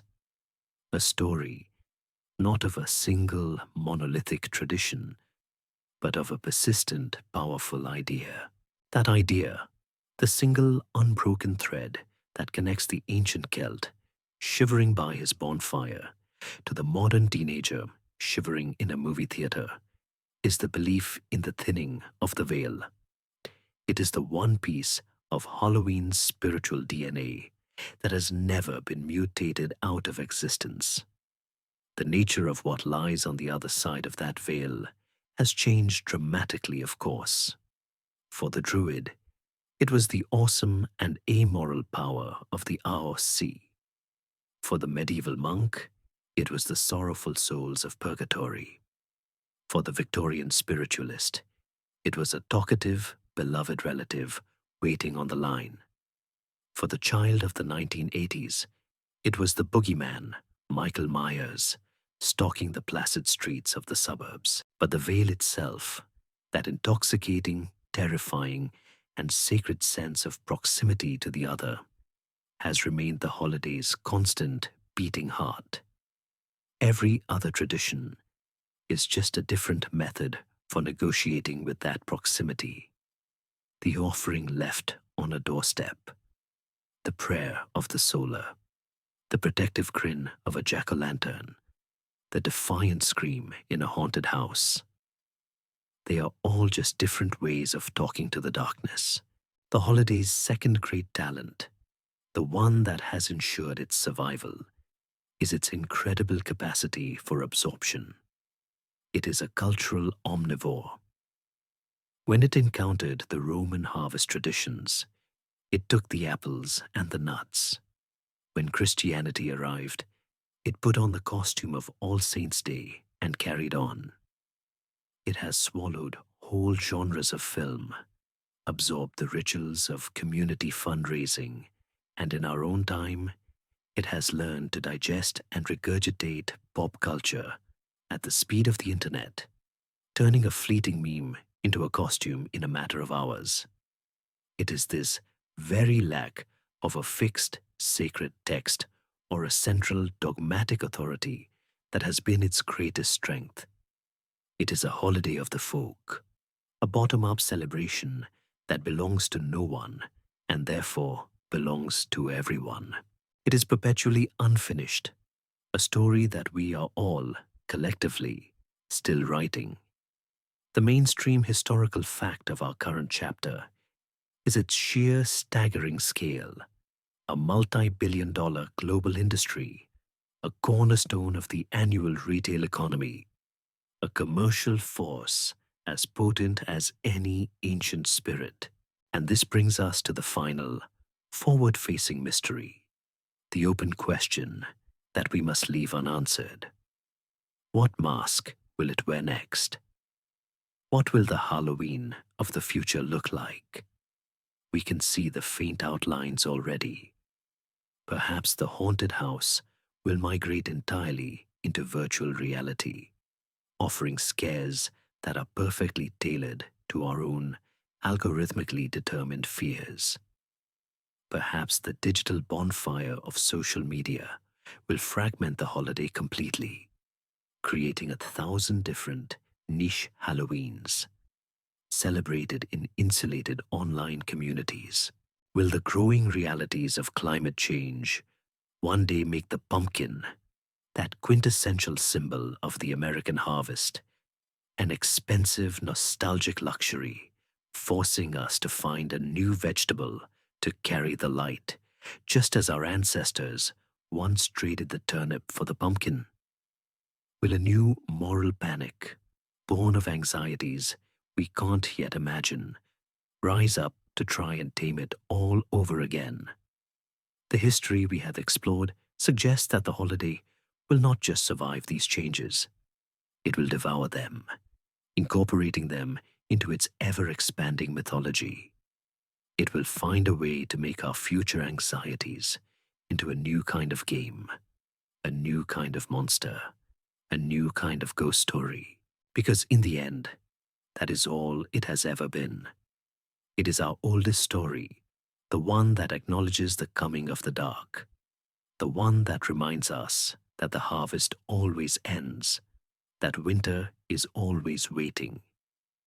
But it is also the story that teaches us how to answer that darkness, not with despair, but with fire and with fellowship, with a shared, defiant act of playful courage. We dress up as the things that scare us to show them that we are not afraid. We turn the symbols of death into candy and eat them. We light a candle and place it in a hollow shell, a tiny, fragile star against the vast and endless night.